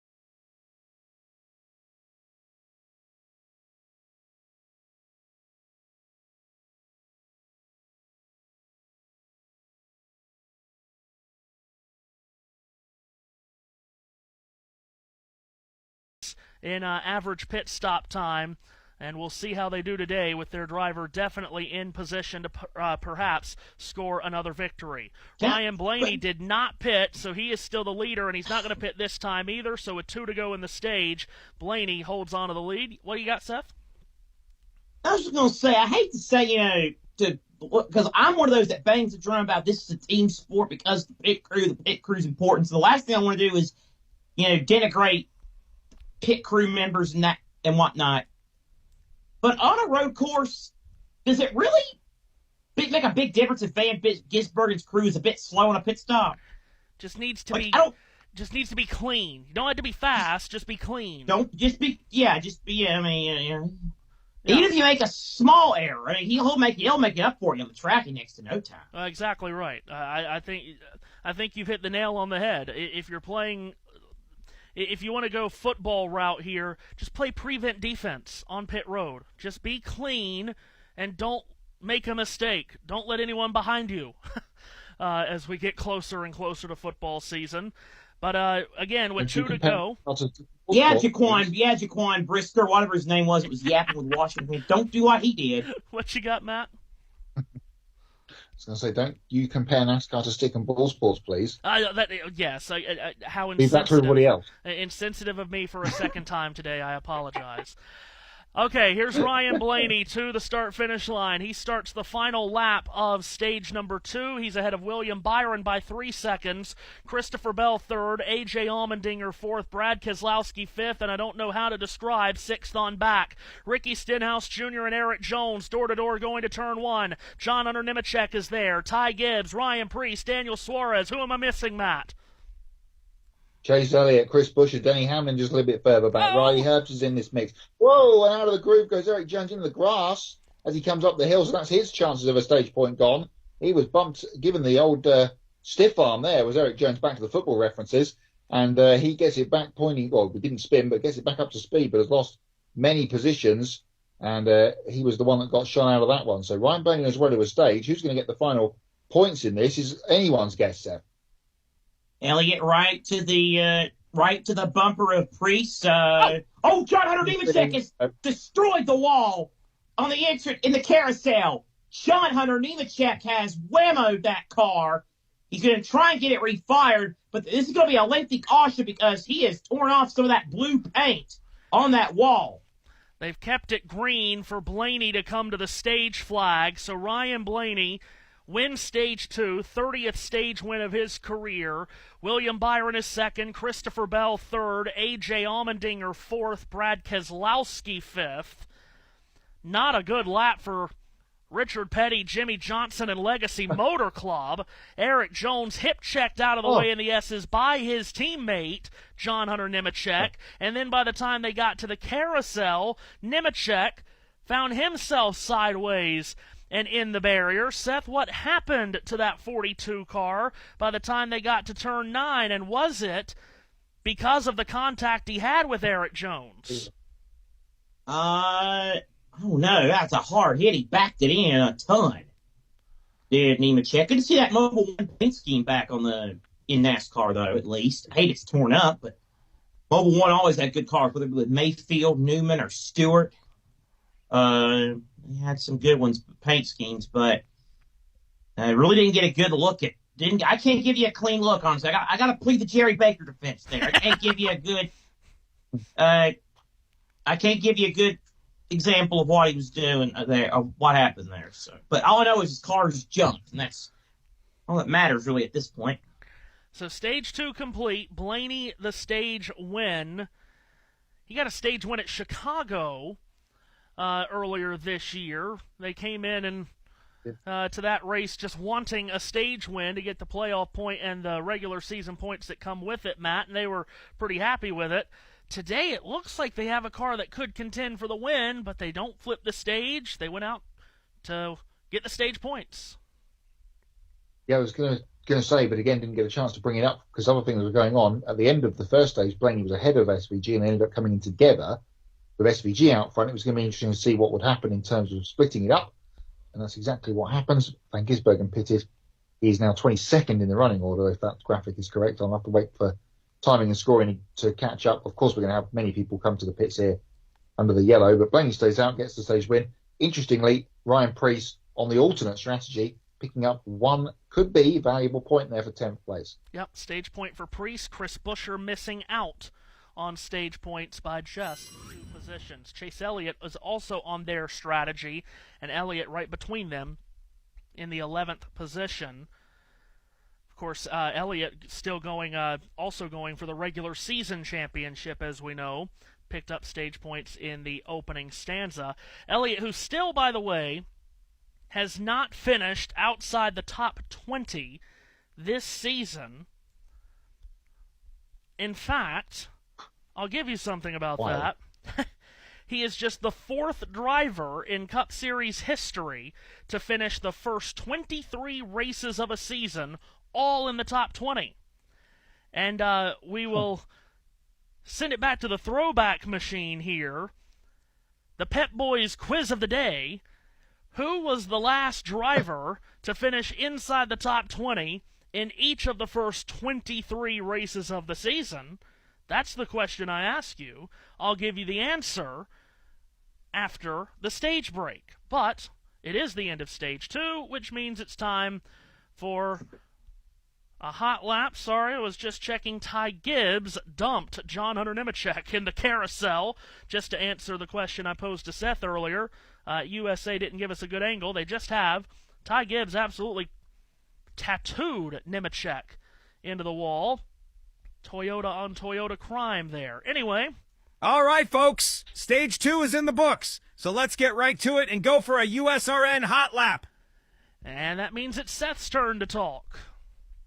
And at the risk of getting Matthew ticked off, the theme of this hot lap is youth is served. Let's start. You know by now, teenager Connor Zilich's win yesterday in the Mission 200 for the NASCAR Xfinity Series at Watkins Glen. He led 60 of the 82 laps and then broke his collarbone falling out of the car. He's okay. Sam Mayer finished in second. Sammy Smith, Austin Hill, who should have been parked for the race, ended up getting a fourth-place finish. Carson Quapple rounded out the top five. Xfinity Series point standings, regular season. Connor Zilich, overall point leader by 8 over Justin Allgaier. It'll be interesting to see how it all works out because, remember, Xfinity Series does not race next week. Their next race in 2 weeks at the Daytona International Speedway. That's an 18-year-old winning on the NASCAR Xfinity Series circuit. How about an 18-year-old winning one of the biggest dirt track races in the world? Ryan Timms, an 18-year-old, won the Knoxville Nationals last night as he led every lap, did the young'un from Oklahoma in the Liebig Motorsports number 10, one of the more dominant drives in the history of the great event, the 64th Knoxville Nationals. And it goes to the 18-year-old Ryan Timms, becoming the 28th different winner, second youngest winner of the event. All right, yeah, 18. Yeah, more on that youth movement in a moment. How about the Truck Series? Well, even when he has problems, Corey Heim, he's old for this winner's block. He's 23. There. He led 44 laps, had a brake issue, almost had a Derek Cope moment in the interlude, but guess what? His truck didn't blow up, and he ended up winning. Held off Daniel Hemrick in a frantic scramble in a race that took forever, it seemed, to complete. Gio Ruggiero, Christopher Bell, Tyler Ankrum, the top five. So, I just mentioned that an 18-year-old won the Xfinity, 19-year-old won the Xfinity Series race Saturday. An 18-year-old won the World of Outlaws, the Knoxville Nationals. Tristan McKee, at age 15, says, hold my beer. He won the ARCA General Tire 100 at the Glen, leading just 3 laps, but driving an Aspire Motorsports car. He got the win over Tyler Reif, Chris Wright, Glenn Reen, and Dale Quarterly. Chris Wright finished third in the race. I know, you're just as stunned as I am. Wow. He was born in 2010. He was not alive. He was not alive for a single race that involved Dale Jarrett. I'm pissed off. Well, hold on a minute. What if I told you he just turned 15 last week? Oh, God. No. I mean, have you ever? Honestly, no, I have never. ARCA West last night at the Tri-City Raceway in West Richland, Washington. The Napa Auto Parts 150. Jake Bowman led 74 laps, but he didn't win. Kyle Keller did in the Jan's Racing Ford. Hey, how about this? Third in that race, Greg Biffle. Okay. Wow. Robbie Kennelly and Trevor Huddleston rounded out the top 5 in that. Second Greg Biffle today. Yeah. What did you say there, Matt? I'm sorry. Second Greg Biffle mention of the broadcast. Yeah, this one a little bit nicer mention than the one we mentioned earlier. Mentioned earlier. Let's see. Whelen Modified Series ran a Wednesday night race, the Thompson Speedway in Connecticut. Patrick Emmerling took the victory, leading 26 laps. Matt Hirschman, Kyle Bonsignor, Jake Johnson, and Eric Goodale, the top 5. Ron Silk led 71 laps. He finished 9th. John McKennedy led 11 laps, but had to retire due to handling issues after 121 laps completed. He finished in the 23rd position. IndyCar Series about to go racing now in Portland as Alex Palou looks to wrap up the series championship. Next week, NASCAR's Cup Series and Truck Series teams, will be at Richmond. And I believe it's, what else we got? Is that it? Also another midweek race. Whelen Modifieds are also going to be at Richmond. That'll be a show. They'll run there. So, August the 14th. And, that pretty much covers next week. I'll do a better job next week of getting the, actually it'll be on a Saturday night. So I guess there won't be that much to cover on a hot lap next 2 weeks. But, yeah. Yeah, the, mod That's squad. your hot lap. Now back to Screaming Dan. This has been a USRN Hot Lap. Now back to the booth. And Matthew Owens. Mod Squad at Richmond should put on a good show next week. Let's do that race just for bleeps and giggles, Matthew. Let's do it. Well, actually, we got to find out what it's on first. Yeah, we do. Worth mentioning as we're on JBM that next week MotoGP is back in action after their summer break. They're at the Red Bull Ring after their summer holidays, and the British Touring Cars is up in Scotland at Knock Hill, all covered on the JBM channels and pages next weekend. All right. Anyone want to take a crack at this? Pet Boys quiz of the day? Remind me of the question. 24 races through, whatever it is. Didn't finish outside the top 20. Yes, last driver to finish inside the top 20 in each of the first 23 races of a Cup Series season. Matt, if you get this, I'd be absolutely shocked. Oh, wow. So it's going to be in the 80s then, I'm going to go with. Can I take a stab? Absolutely. Yeah, go for it. Darrell Waltrip, 1989. You're actually not too far away, but no.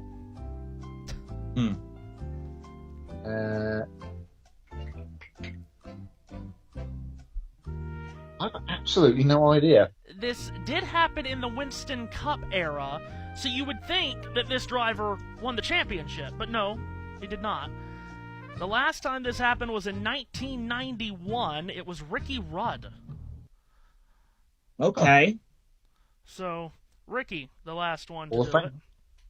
And, all right, Ricky! So, Chase Elliott, the first one in over 30 years to finish top 20 in each of the first 23 races of the season. We'll see if he keeps that up today as we are ready for the restart. That was the Pet Boys Quiz of the Day.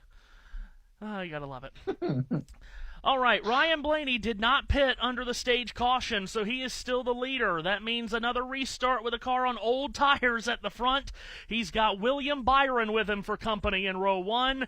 Into turn 11 and into the restart zone. Green flag is waving, and Blaney takes off, gets the whole shot, waits for no man on this restart, comes to the flag stand, and they're 3 wide behind him. Alex Bowman, Christopher Bell, Ty Gibbs, they spread out 3 wide from third on back. Ryan Preece is in the thick of it. Daniel Suarez is there. Chase Briscoe goes way wide at turn 1, but we all keep it pointed the right direction as we hit turn 2.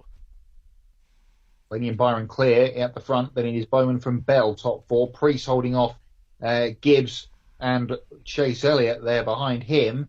Shane Van Gisbergen in the mix here. He, I think, we'll have to get a check on that, but I think he's the furthest forward with the new tyres from the end of the stage. Side by side he is with Chase Elliott as they hit the bus stop this time, and SVG picks up the spot.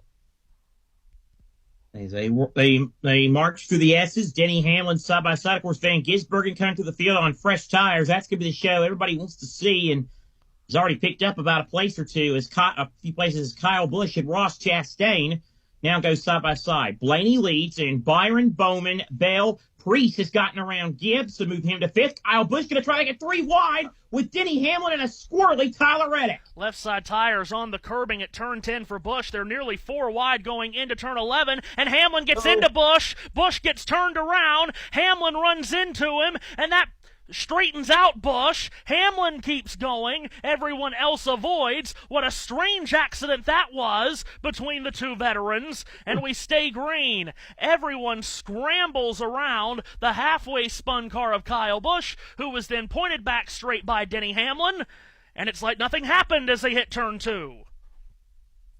Two former teammates and good friends bumping into each other there at the final corner and falling through the field.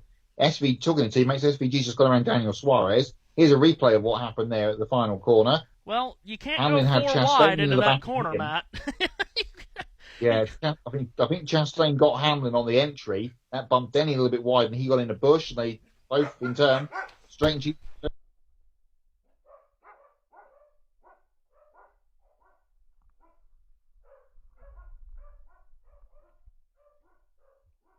Matthew, but apparently turned his mic off. I was going to tell him that I thought for a minute we was going to have a wreck similar to the one here back in that 2008 race you mentioned earlier. That a wreck that had the whole area about turns like 10 and 11 blocked off. I mean, it was just a mess. And Kyle Busch, who was the winner that day, oddly enough, gets pointed by. Yeah, I was worried someone was going to hit that pit wall. Thank goodness no one did, and we're all pointed in the right direction. Blaney, though, still your leader as they head into turn number 1. Oh, somebody locked up the brakes there. Can't quite tell who it was. Everything is A-OK. And they'll work their way out of 1 and 2, and the pack marches on. John Hunter Nemechek back in the race after his spin there at the end of stage 2. He's back in the field. Not sure if he's a lap down. No, he's on the lead lap as well in 25th position. So, JHN fans, your day is not over. A bit further forward, Alex Bowman in 3rd place.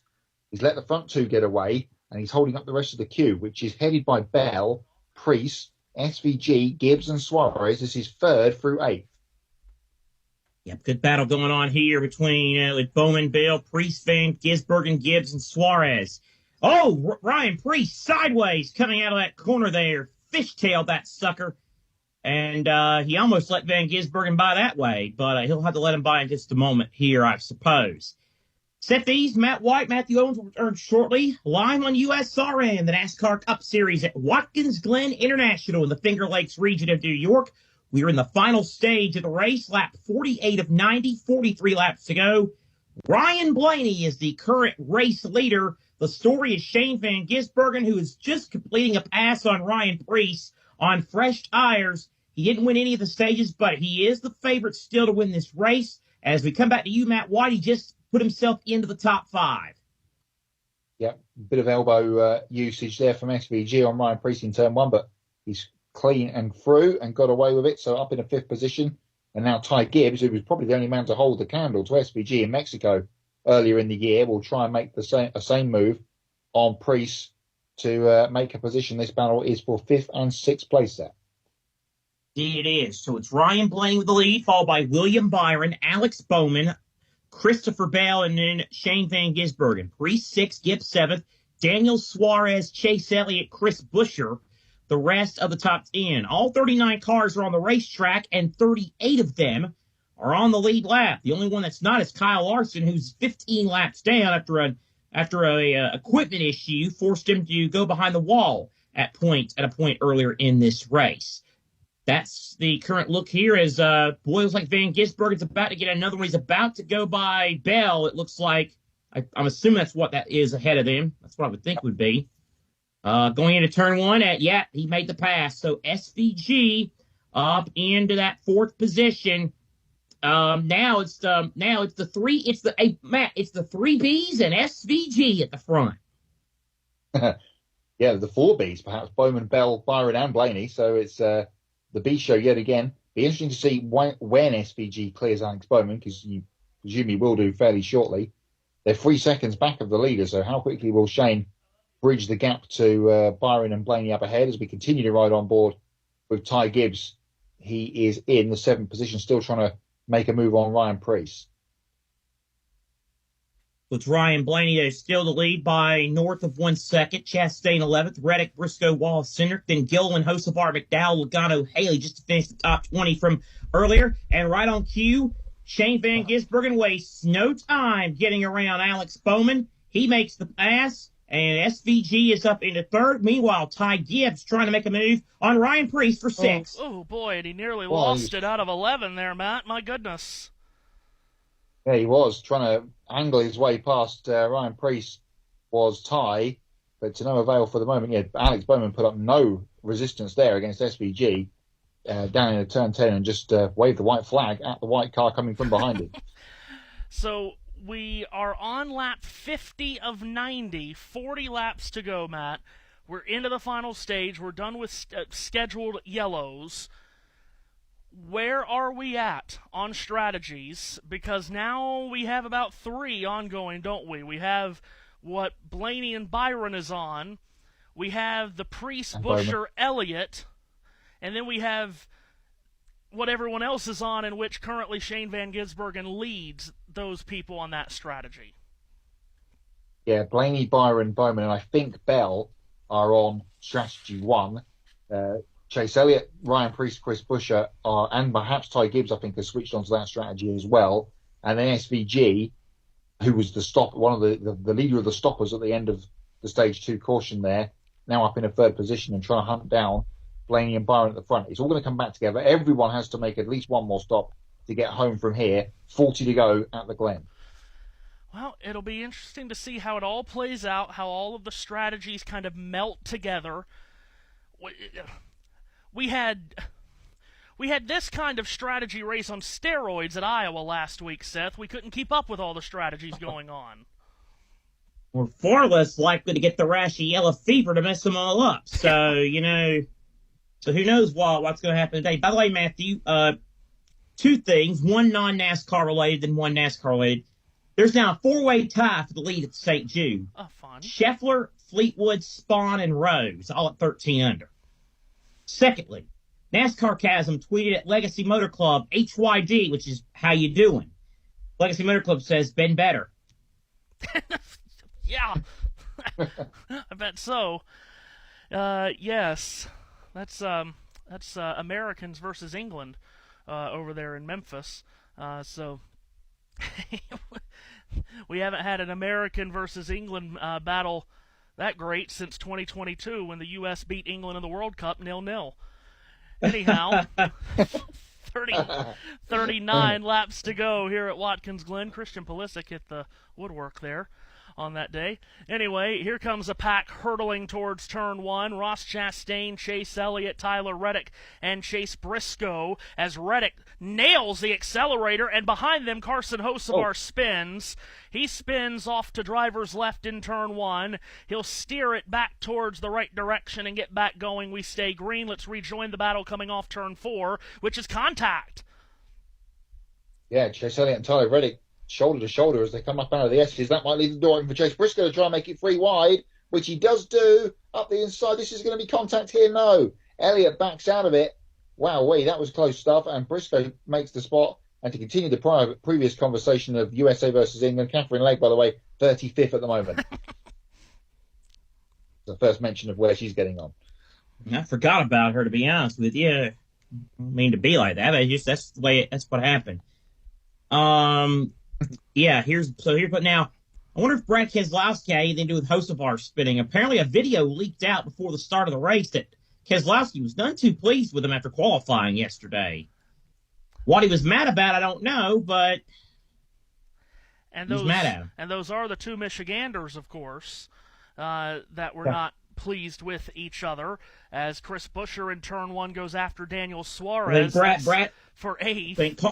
I think Carson said Sparty on, and Brad took umbrage with a go blue and a hook to the chin, maybe. I don't know. Probably not very pleased with that. Buescher, Matt, trying to take eighth.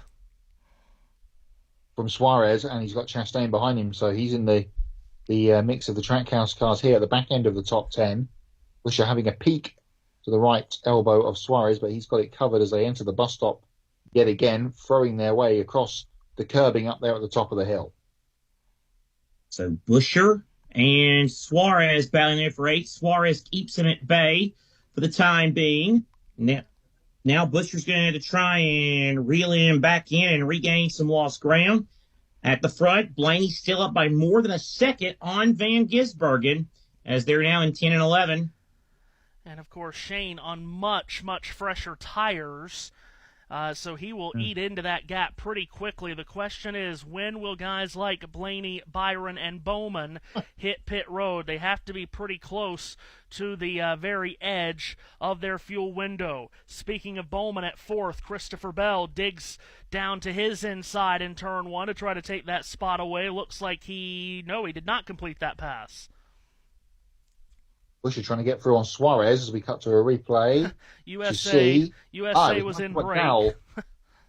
His teammate spun him out. Yeah, there's the old Spire 7-10 split going on there for McDowell in the bowl car. Been trying to work that in all afternoon, and I've finally done it. What we haven't seen was Byron be passed by SVG. What we're about to see is Shane go for the lead.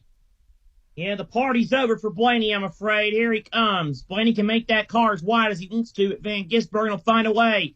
Blew by him as if he was standing still. Van Gisbergen back to the lead in 10. That's the Linda Ronstadt treatment. Blue Bayou for Shane Van Gisbergen as he I still cannot believe you, of all people, pull that reference out every week. stuffed it into turn 10 and made the pass, so SVG goes back to the lead. By the way, Matthew, did you notice real quick, before you had to cut your mic off and deal with the issue, did you notice that Matt has now, we continue to his brainwash, we learn things. Did you notice the most appreciative that Matt pulled? No, I did not, actually. I'll have to go yeah, back and as you were turning the mic off, he's like, so are we most appreciative of that? Very good. RFK cars on pit road. Bush we will explain that after the race. Still the biggest complaint for Chris Buescher is lacking rear grip. Another air pressure adjustment to try and give him grip for this last run. It's the most stupid explanation that you'll hear, but it is quite comical just because of who we are. Let's pick up the interloop battle, because Matt. Of who it is and what it is. Whoa, Chastain! Oh! Whoa! Chastain bouncing his way through the chicane, in on the side of Chase Briscoe, who bounces his way back on, and they all stay straight. Boy, that was a tight one. But it's Van Gisbergen at the front. He's pulling away, obviously. But, yeah, Chastain and Briscoe, that could have been a little disastrous. Now Briscoe's trying to regain lost ground on center. And Matt White, let's get another look at it. Bubba Wallace is in this, too. Oh, God, this was bad news for the Southeast portion of the booth.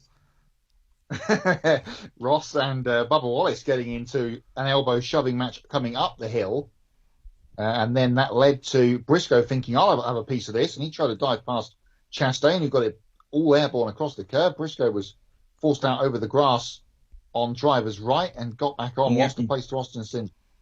You got the White portion of the booth and the Owens portion of the booth battling for the lead. And you got the East portion of the booth trying to fight each other for a spot on the racetrack and almost taking each other out. William Byron hits pit road and exits. Darrell Wallace Jr. and Kyle Busch all on pit road this lap. Austin Cindric as well.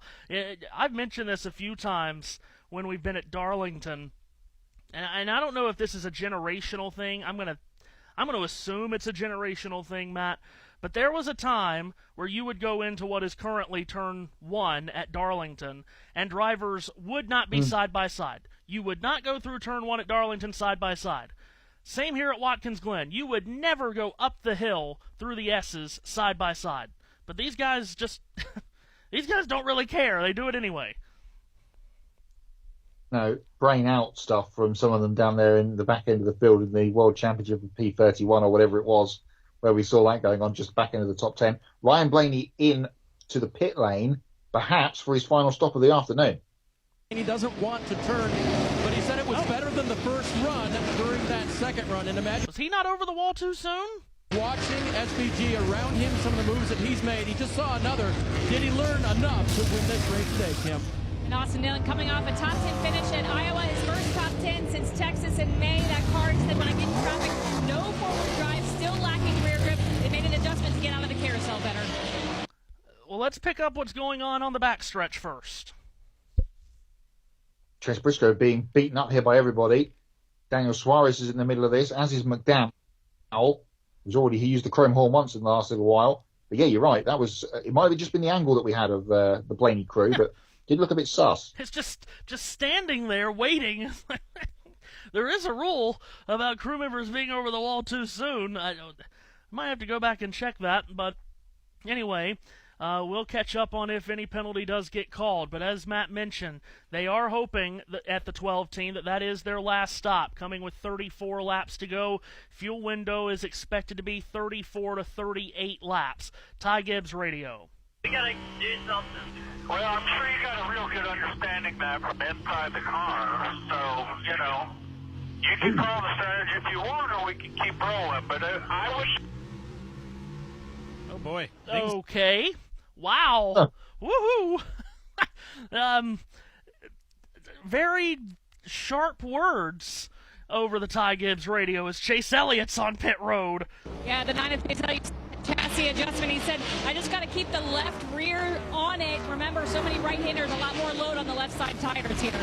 That's a great penalty to Cole Custer for too fast entering pit road. And Ty Gibbs is still having all kinds of issues, Matt. Joey Logano's all over him in the carousel. Yeah, a lot going on in Ty Gibbs' world right now. He's just been passed by Joey Logano and Barbara Keselowski. I think he's out of tyres. I think he Ty is. Gibbs. And, I mean, they are huddled up behind him. Riley Herbst gets by. Michael McDowell's going to get through. But, yeah, you're right. A lot going on in Ty Gibbs' world right now. And that was, well, you don't love to hear that on the radio. But, anyway, they will carry on. He stays out another lap. They're trying to get to the number, aren't they? That's what they're trying to do here. He's out of tyres, but they don't need to come in too early because they'll have to come again if it stays green, and that's no good for anyone. Christopher Bell in from a top 10 spot. And they are waiting on Sunoco Racing Fuel for the 20 team, and he is now away. You've also got Alex Bowman on pit road this lap, and Justin Haley.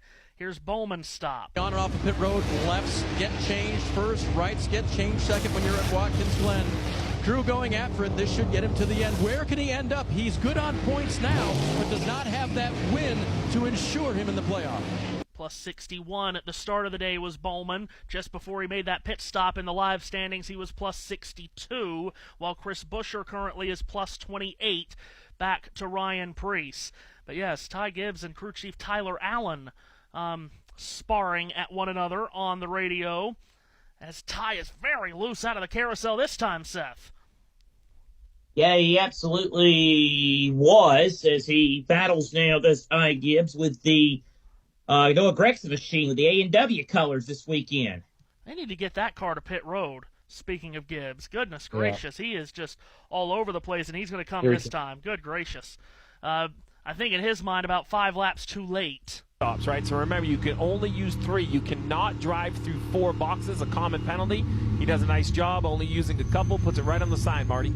Yeah, frustration all the way around for this 54 team, from the driver's seat, also from the pit box as well. Pitting with 31 to go and fresh tires, and they lose the jack as they try to go from the left side to the right side. Steve, you talked about it in countdown to green. These reverse pit stops are just tough on everybody. Further up pit road, that's Riley Herbst. Both monster cars on pit road right now. Then you had the directors and the cameras confusing the Monster Energy cars. What an absolute mess. Oh, my goodness gracious. And the poor Braxton Brannon here on the jack of the 54, Matt. He can't get it down on the left side. Then he grabs it. Then he loses it. A fumble. Oh, yeah. Fumble recovery, but a loss of yardage there for the 54. My gosh. A lot going on right now. He had it. He didn't have it. And he had it again. That's exactly right. Well, I'm going to guess that... That'll please Ty Gibbs, won't it? Yeah, that's exactly what I was thinking. That will not calm the temperatures inside the helmet of driver 54. We'll see where all of this cycles out. We still have plenty of pit stops to be made by drivers currently scored in top running positions to see how this is all going to merge together. Shane Van Gisbergen is ahead of Ross Chastain by half a mile. Then it's Chase Briscoe third, Austin Cindric fourth, and Brad Keselowski fifth. But again, these positions and gaps, we don't really know if they are true. Well, actually, we do know that they're not the true running positions and gaps of what we should have when all of this cycles around. Just want to catch up on the comments on YouTube on JBM. Murray Duncan, who said earlier from New Zealand. Let's see. Says, how many laps in this race have been run under caution? We haven't really had any cautions other than the stage yellows to this point. And the one Josh Berry incident, right? For Berry spinning outside of turn 9. Robert says SVG cutting through like a hot knife through butter. We know how tremendous he is, and the conversation throughout the week surrounding Shane Van Gisbergen is how he's been talking about how ticked off he's been at himself for how he lost this race last year, coming back to Watkins Glen looking for a bit of redemption. And of course, Seth and I called the Xfinity Series race his first chance at redemption at Watkins Glen, Seth, and that all went wrong in turn 11 with about 17 laps to go. Where was this my mistake again? Yesterday, Shane Van Gisbergen in the Oh, yeah, absolutely did, yeah. It definitely went wrong. Oh, my Lord.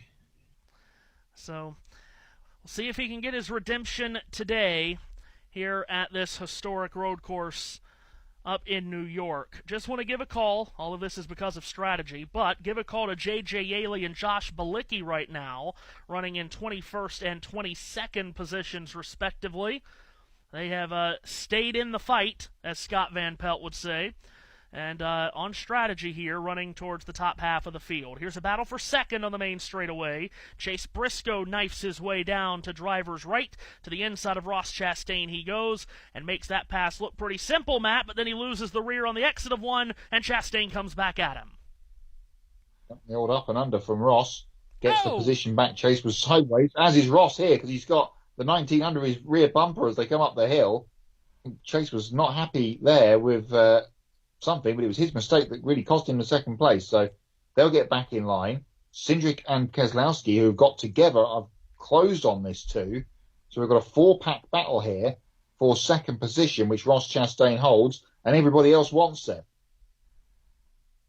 Yeah. That could have been you knew Briscoe was going to have a chance to get there, and here comes Shane. All right, so he's going to come to pit road here for his final planned stop of the day, coming to 27 laps to go. So he didn't run very long on this set of tires, and this is going to be interesting to see where the blend, what happens with the blend when he comes out of pit road in comparison to Byron and to Blaney. USA comes back from break. Let's hear them. Strategy worries, and I'm in no hurry to pit. Just tell me when to come to pit road, and zero complaints about the handling of the car, Dave. And you can see how far behind Ross Chastain was there in the one car, yet he believes this weekend he's been pretty close to the speed of his teammate in the 88 car. So what about this stop? They need 4 Goodyear tires. They need a long fill. That's a little bit shorter fill of Sunoco fuel, and he said it was definitely too loose this run. So a little air pressure adjustment that's already been made on one of these tires or more as he hits pit road, and now we'll be done. Shane Van Gisbergen didn't have to wait very long for fuel, Matt, as long as Byron and Blaney did, and he's out in front of them. Yeah, and those guys also in the midst of the traffic too, so he has cleared them. Byron ahead of Blaney, which is a reversal of the way they were running pre the pit stop. Chris Buescher just in behind those guys, as well as those guys streak to the top of the back straightaway, picking their way through traffic. So Van Gisbergen out clear of these guys. He will be the virtual leader. We'll get a check on his actual position once timing and scoring updates as they get around Cody Ware. So, yeah, we'll see how that all works out. Chase Briscoe currently being scored as the race leader. 27 laps to go. So, yeah, you've got Briscoe, Cindric, Keselowski, Allmendinger, and Jones yet to pit. Here is Allmendinger now on pit road. Haven't spoken a lot about him since the dropping of the green flag. Yeah, yes, indeed. Last run, AJ saying the car does not have enough grip to make the moves he feels like he can if he had grip. So we'll try and make an air pressure adjustment for fresh Goodyear tires and Sunoco fuel. Yeah, we come to a road course, and everyone in this sport just puts it in neutral and says, yeah, let's watch A.J. Allmendinger this week. He's won on a road course twice, I get it. He is a good road course racer. He's not a great road course racer right now, and I think that's more the team than it is the driver. But, yeah, haven't talked a lot about A.J. so far this weekend. Seth coming to 10, battle at second. Yep, Keselowski putting the pressure on Cindric for that position as they work through the end. Keselowski about to pass the 2 car, or trying to pass the 2 car. And, of course, Keselowski so good last week. Wow, Cindric gets loose on the exit of turn 11 as he gets on the brakes as he's going to come to pit road. Final scheduled stop of the day for the Deuce. Ford comes to pit road, so that changes that picture, Dave.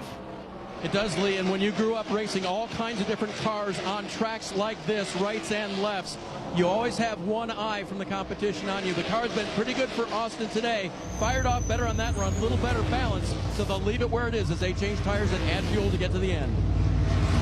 So Cindric's pit stop ongoing here with 25 laps to go. I don't want it to come across as if we're bashing A.J. Allmendinger here. Of course, if you, yeah, absolutely. If you want me to bash Colleague, I'll raise my hand and do it for you. Yeah. But you're good at that.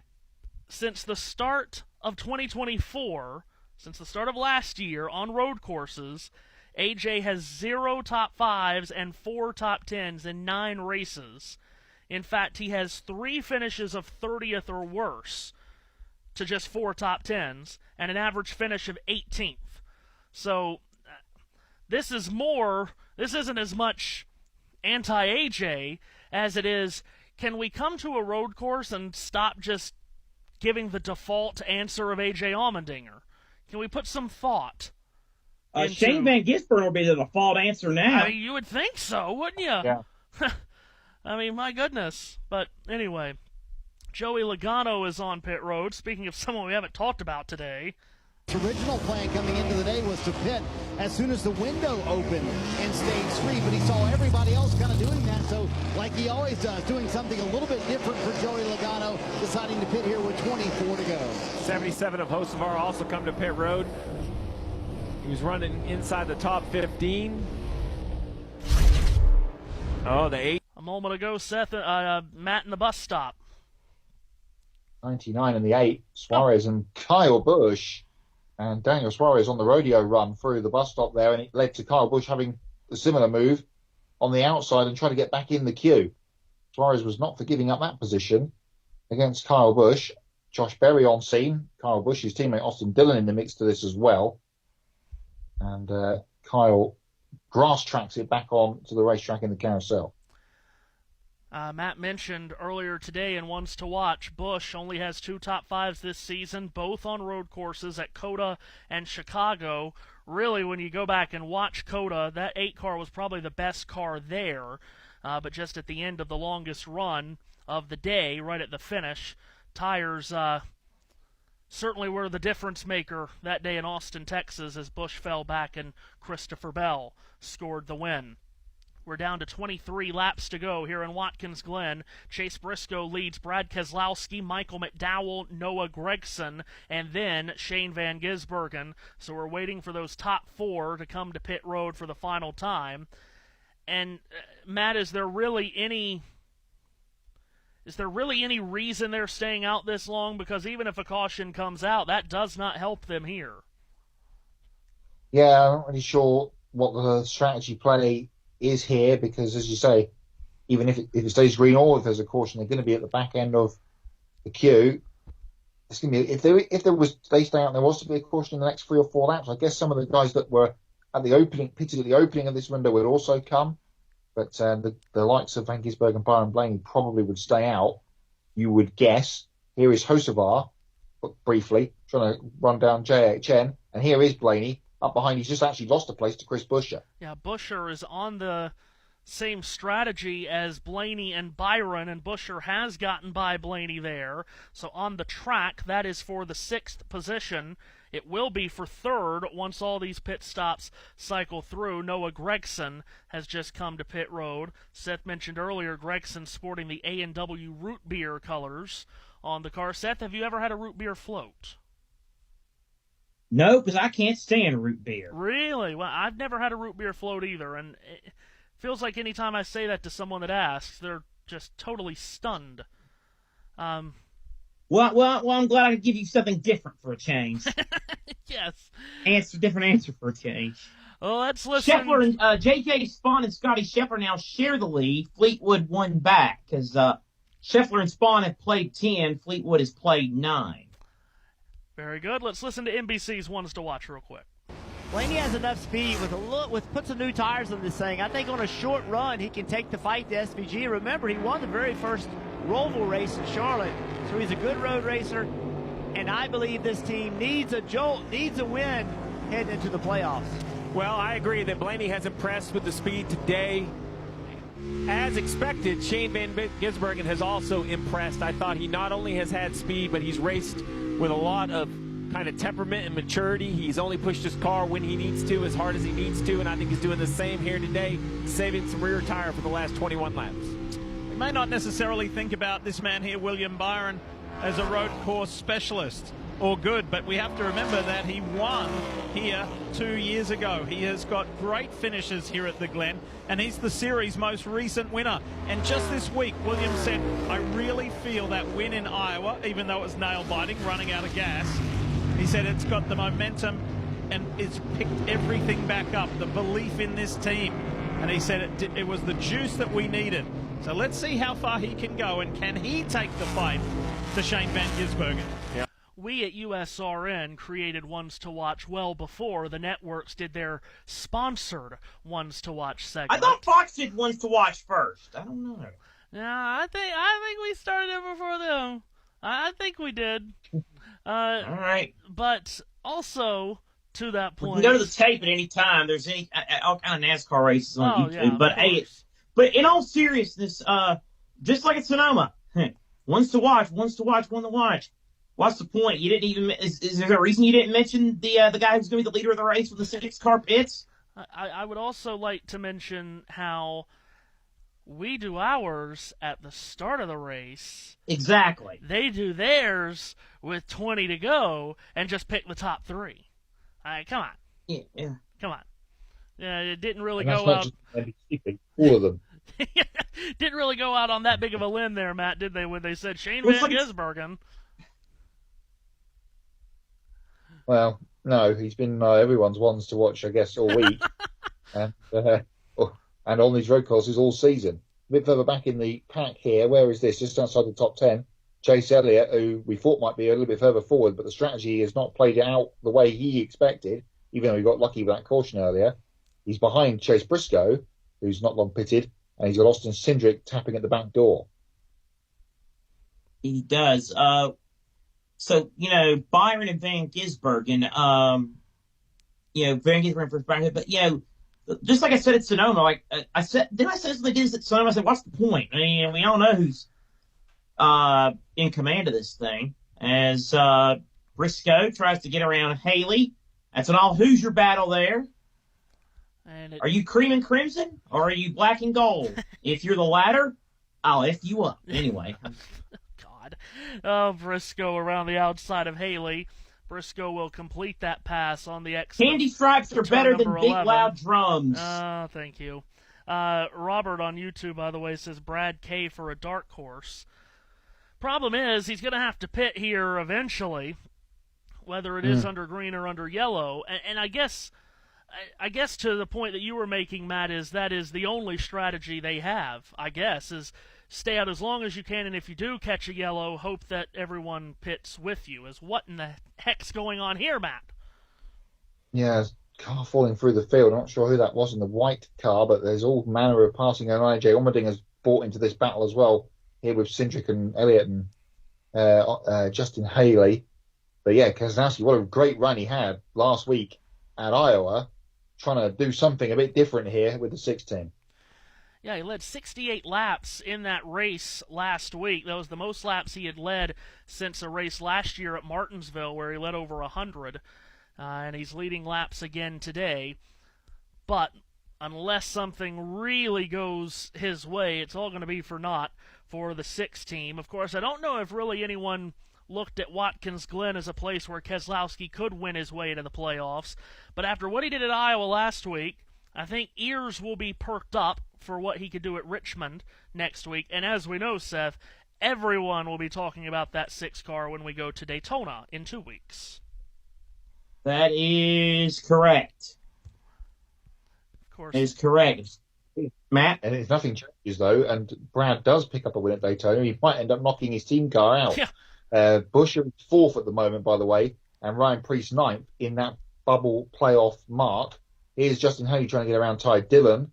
I'm not really sure why NBC are focusing on this big battle going on here for the back end of the teens and low 20 positions, but here we are. Dillon is in here with AJ, Cindric. I think it's Michael McDowell fresh out of the pits just behind them. Yeah, and now that you got the colleague teammates, Chris Rice is in the fetal position now. I don't know if he's smiling that much watching these two go side by side. And Allmendinger clears. Now he'll smile again, being that but he needs to hold people accountable for bad finishes at one welcome, right, Matthew? Right. Yes, Ty Dillon, the stopper in the bottle here, as he has just completely held up Eric Jones. My God, Dillon parked the bus on the apex of turn 11 right there. Eric Jones is like, please get out of my way. Meanwhile, Ross Chastain in turn 1 completes a pass on Alex Bowman, so Chastain picks up a place. That's outside the top 10. Let's see, where is that at? That's at 13th. And I'm trying to figure out if that will turn into a top 10 position once everything cycles out. The car on the move, Seth, is coming to you, and it's the 17 car. Yeah, he's trying to chase William Byron for the third position. Going to be a pretty solid day playoff-wise. Buscher currently in 4th, soon to be 3rd, with Priest 9th, soon to be 8th. Yeah, Matt mentioned Ryan Priest running in the top 10. Priest and his fans, as Brad Keselowski finally pits from the lead here with 17 coming to 16 to go, Ryan Priest and his fans, Matt, have to be thinking, what do we have to do to make the playoffs? He's 4th at Indy, top 10 at Iowa last week, or reverse that, 9th at Indy, 4th at Iowa, and he's lost points to the cut line in those 2 races. He's having a tremendous season all round, is Ryan Priest, but you're quite right. Every time he does a good finish, the guy that's up next above him in the cut line or playoff championship positions, whatever, finishes in front of him, and it doesn't reflect so well. But he's having a great run. We were a bit suspect about what the RFK team would go like this year, of going up to a 3-car squad. They actually improved them. Yeah, I was one of those people that said I'm not sure if they need to go to 3 cars, but Ryan Priest has run well, and again, second-place finish at Talladega earlier this year was then wiped away on a penalty in post-race inspection. Lost 40 points with that penalty, and he comes in today 23 below the cut line. You can do the simple math there, that those 40 points, major deal for that team to lose. Buscher and Byron continued that battle, Matt, that Seth was telling you about. About a full lap later, Buscher made the pass. Yeah, while we were watching the Brad Keselowski stop, Buscher getting through to what is now second place on Byron at the bus stop. Let's reset the order with 15 laps to go. It is Shane Van Gisbergen by 2.5 seconds on Chris Buscher. William Byron tucked in behind him. Ryan Blaney is 4th ahead of Bell. So all the Bs again in the front end of the order. Buscher, Byron, Blaney, Bell. Wallace 6th ahead of his teammate Tyler Reddick. Good day coming for 23.11 at the moment. They're 6th and 7th. Ryan Priest, as we mentioned, now up to 8th. Daniel Suarez and Kyle Busch just inside the top 10. 14.5 laps to go. Seth Eves, the leaders are with you. I think they are. It is a leader. It's the lead for Shane Van Gisbergen. I knew this was coming. Oh, right when he took second, I knew this was coming. Yes, Seth, the top 2 are now the 2 combatants from this race's finish last year. What a finish it was. Chris Buscher, who had so many chances to win his way into the playoffs last year, narrowly escaped him, and then missed the playoffs, and then once the playoffs started, got the win here. Yeah, second week of the playoffs, and he gets his victory. He's got 2.7 seconds to try and hunt down here against SVG, who's just picked off a lapped car. Couldn't see from the Buscher camera who it was. That's Catherine Legg. Catherine Legg, yeah, who's let's say this, for a change, off the lead lap. Yeah. 36th position after still reveling in that tremendous run she had at Indianapolis 3 or 4 weeks ago. Top 20s for Catherine at Chicago and Indianapolis. But yes, 14 to go, and Matt gave you the top 10.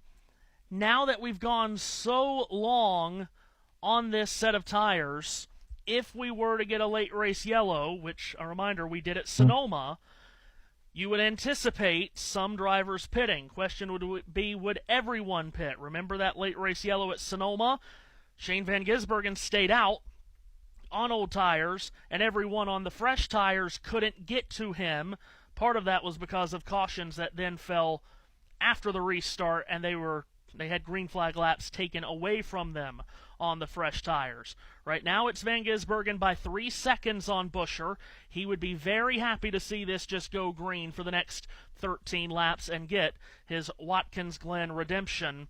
that he has been aiming for not quite a calendar year, being that this race was in the playoffs last year. But the driver that's won the last 3 road course races, trying to get it done again here today. But Chris Buescher, very hungry, very capable at the second position, some 3 seconds back.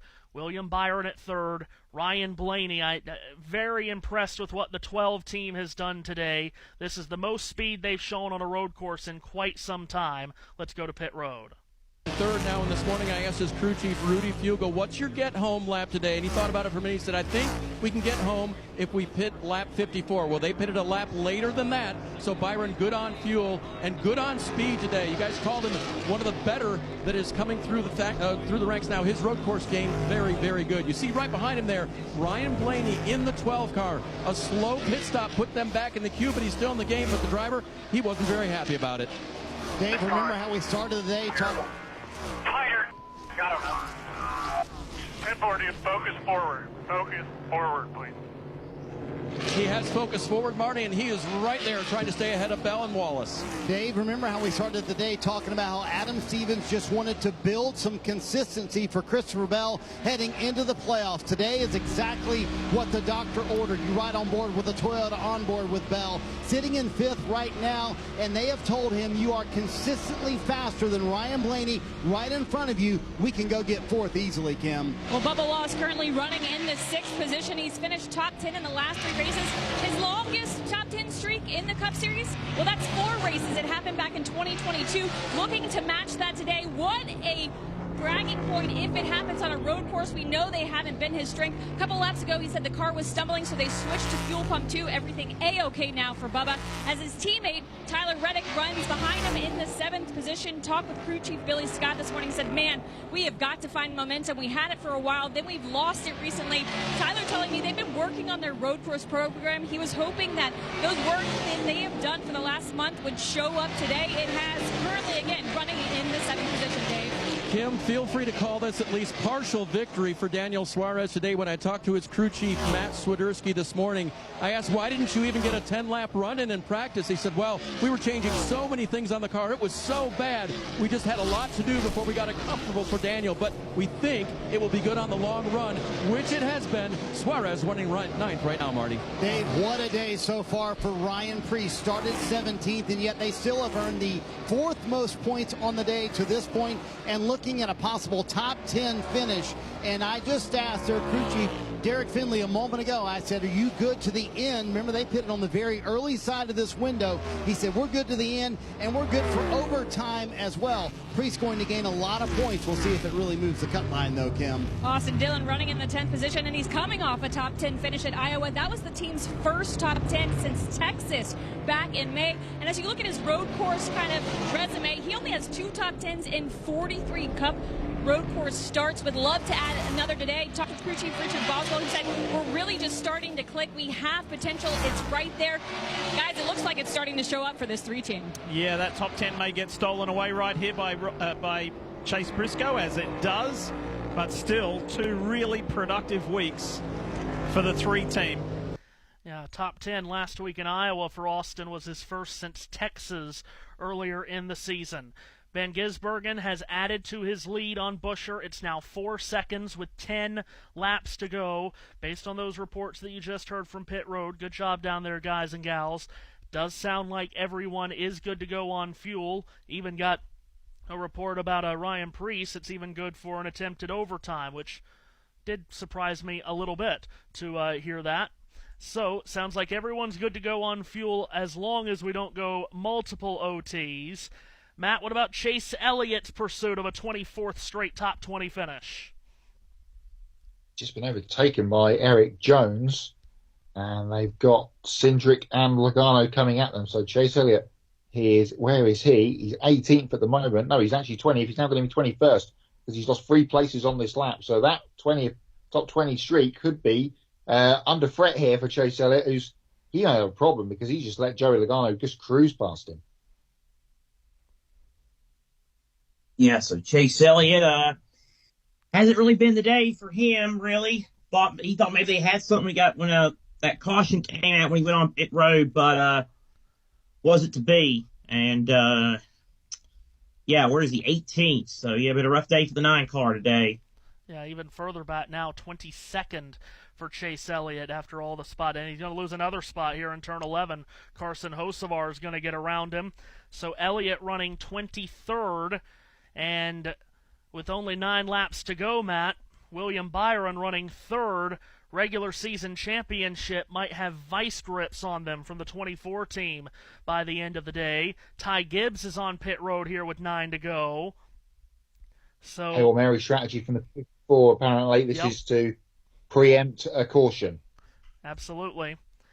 And again, winning is the only way they're going to make it into the playoffs, this 54 team. And they might get it, Matt. Oh, John Hunter Nemechek on the back straightaway was in the grass sideways. Who knows? We cut to it late.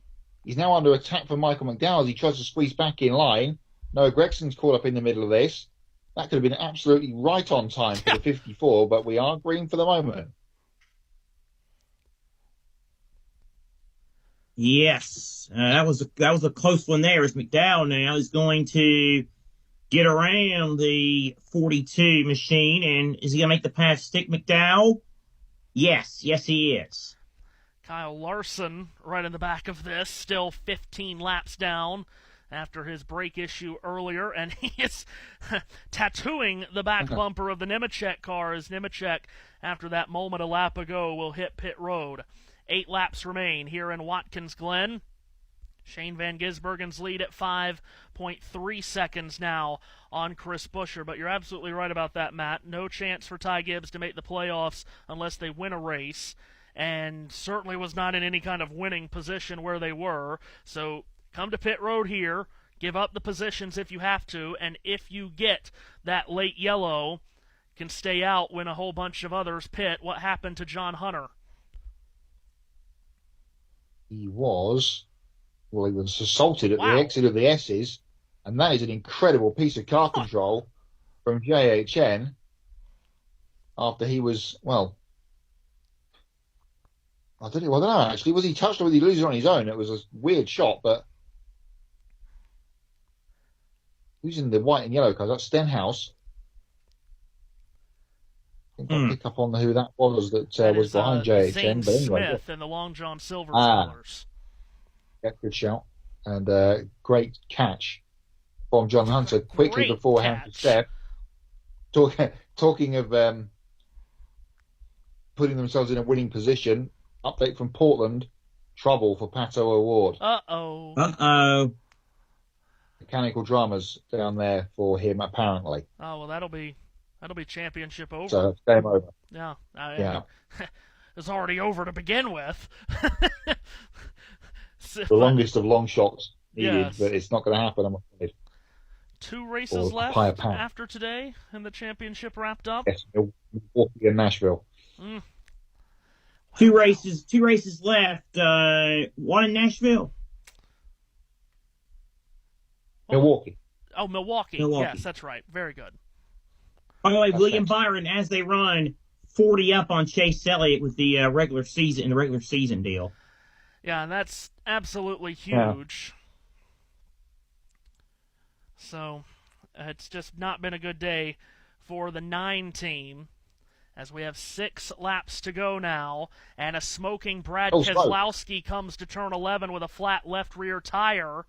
He has had that happen at the best possible spot as he will come to pit road, and it's all gone wrong for the 6 team again. What else is new? A nice job. He'll come down to the service of his crew. He was running 14th at the time. Yeah, and he's going to come out well outside the top 30. He won't lose a lap, so if he get lucky enough to get a yellow in the next 2 or 3, this will actually be a good break, but those never seem to happen that way when you get the flat tire forcing you to come to pit road. Disappointing finish here, but a lot to be proud of. The speed they brought this weekend, Marty.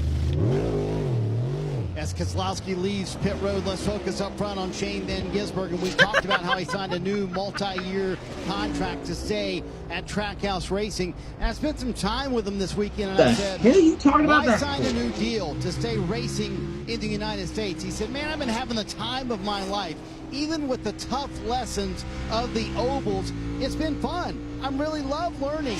And he said, I was at the point in Australia, and Lee, you know this, where I needed a new challenge in my career. I had done everything I could do in V8 supercars for 15 years. I just needed something else. So the timing of Justin Marks' call for that one start in Chicago, I had no idea what it would result in, but this is the most fun I've had in racing in a long, long time. Yeah, it's funny what happens with the people you're surrounded by. Obviously, I mentioned earlier that Shane's good friends with Paul Morris. Paul Morris was really good friends with Boris Said. Boris Said was really good friends with Justin Marks. So you link the dots. Justin said, hey, I'm looking to do something pretty cool. And Boris says, well, why don't you get Shane Van Gisbergen over here? So everybody worked together to give this guy an opportunity to win on debut on the streets of Chicago. And Shane himself thought that was going to be a one and done with the Project 91 part of Trackhouse Racing. That Project 91 has had some phenomenal world-class drivers come and racing the cars, but it's kind of taken a back seat now with a future, with some restructuring at the team that's taking place, and this guy we know is going to be in this seat for several more years.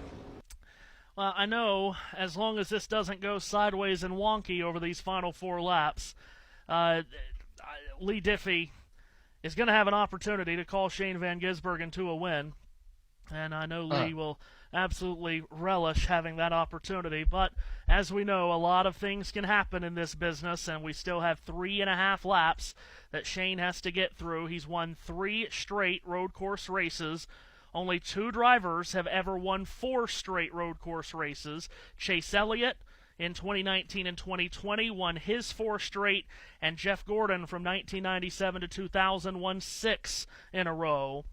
Shane trying to join that list of drivers if he can bring this around 3 more times. It is closed up at second, Seth. Yeah, B&B, Busher and Bell battling. Yeah, it's SVG and the 4Bs behind. Yeah, absolutely, with Busher, Bell, Byron, Blaney, and then a Briscoe. Fiat that runs 7th. Yeah, Briscoe's there too. Yeah, you're right. Busher and trying then Bubba's 8th. Bubba's 8th, oh yeah. They're all over the place. Busher going to try to hold on to this second spot, Matt, but more importantly, he just doesn't need to make a mistake over these next 30 corners that he's got to go. Yeah, absolutely. He has tightened up here with Bell right under the boot lead here of Busher as they come back up the hill. And we teased, and so did USA, teased the fact that we could have a Busher versus SVG round 2, but he's put a huge gap into them.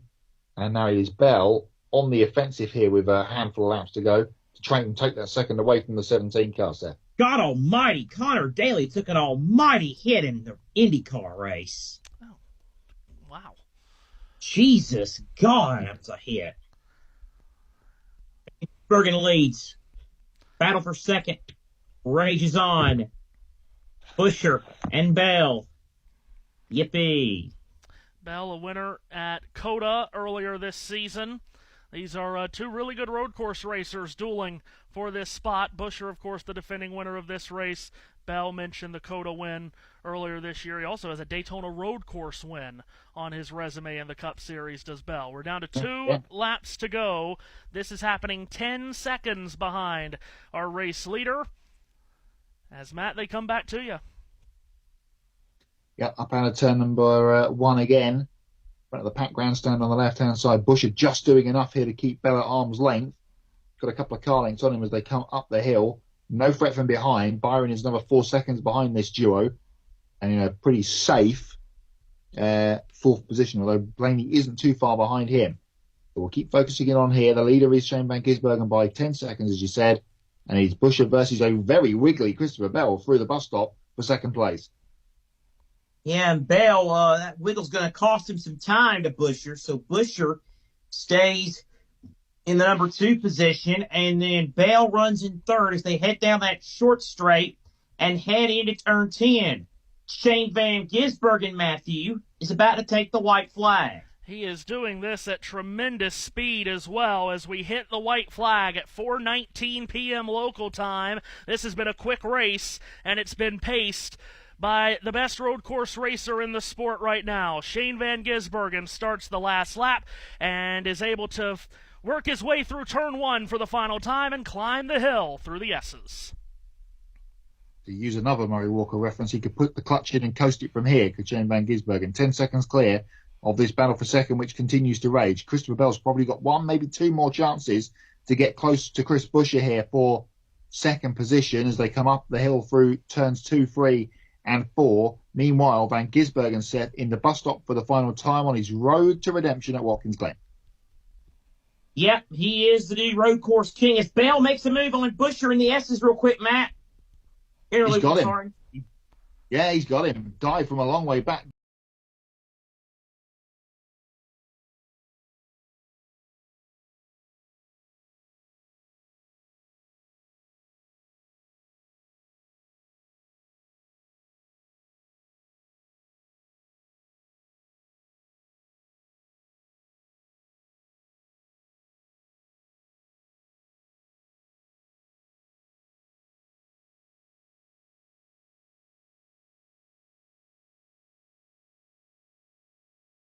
He's the winner at Watkins Glen, scoring the victory on this historic New York road course, adding more playoff points to his total heading to the postseason. He joins Denny Hamlin as the only drivers with 4 wins on the year. Christopher Bell holds off Chris Buescher for second. Buescher comes home a much-needed third. In fact, Buescher scored 1 more point than Van Gisbergen did today. Massive day for the 17 team. William Byron is 4th. Chase Briscoe is 5th. But the win belongs to Shane Van Gisbergen. He joins Chase Elliott and Jeff Gordon as the only drivers in NASCAR Cup Series history to have won 4 consecutive road course races. And you heard Lee Diffie tell the story earlier about how this all started with Project 91 and now it's turned into what it has at Trackhouse. I don't know, Matt. Could Justin Marks have even dreamt that this guy would be this good on the road courses? He gets a good little bump on the way fast from Bubba Wallace. Get your rugby balls ready. There's about to be a punt in the Finger Lakes region of Watkins Glen. 5 cup wins now for SVG in the space of, 2 years, just over. Guys, this is the list that he joins. I'm sorry. No, go on. No, you. God damn, never mind. Go on, Matt. He's now 80th on the list. And he joins this list, and what a list. Ward Burton, Dan Gurney, apparently the greatest road course racer of all time, 2 Hall of Famers, Alan Kowicki and Ralph Moody, Dave Marcus, Tiny Lund, Austin Dillon, and Jeremy Mayfield. Gosh. on a list with Jeremy Mayfield, that wouldn't be... Not the list you want to be on. I just would not have thought of those two being on the same list, but here we are. So we'll hear from Shane, and we will get the results in and an updated look at the championship standings. As Shane Van Gisbergen celebrates here on the main straightaway. He does get the Watkins Glen redemption that he was looking for after being so tenuously close to victory here last year. By the way, it's not quite 4:30 Eastern time, Matt. Just yeah, I was looking at the clock, then you worry. Yeah, I'm sure. Oh, dear. Well, Shane knows how to celebrate, that's for sure. He's getting used to this, as he has burned up these rear tires here on the main straightaway. Could have been 2 wins for him this weekend. Very close yesterday, racing with Connor Zilich in the Xfinity Series. It all goes right for him today, though. You know, I was thinking in Stage 1, too, how he was just riding behind Ryan Blaney. I was thinking, Matt, it's so reminiscent of Chicago. So when he was That's just the same riding thing. behind Michael McDowell and just biding his time. Step up on that road again. Yes, right. Climbs out of the car, and he'll speak with Marty Snyder. When there's a rugby ball involved, but the team hugs first.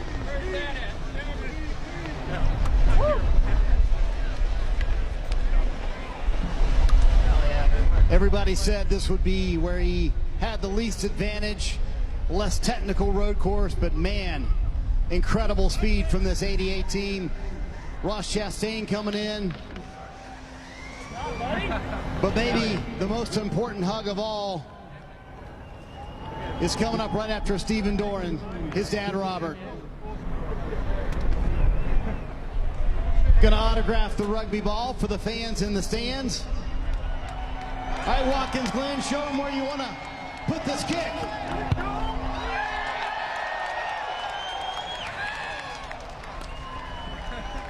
What a day for this race team. Jess coming in as well.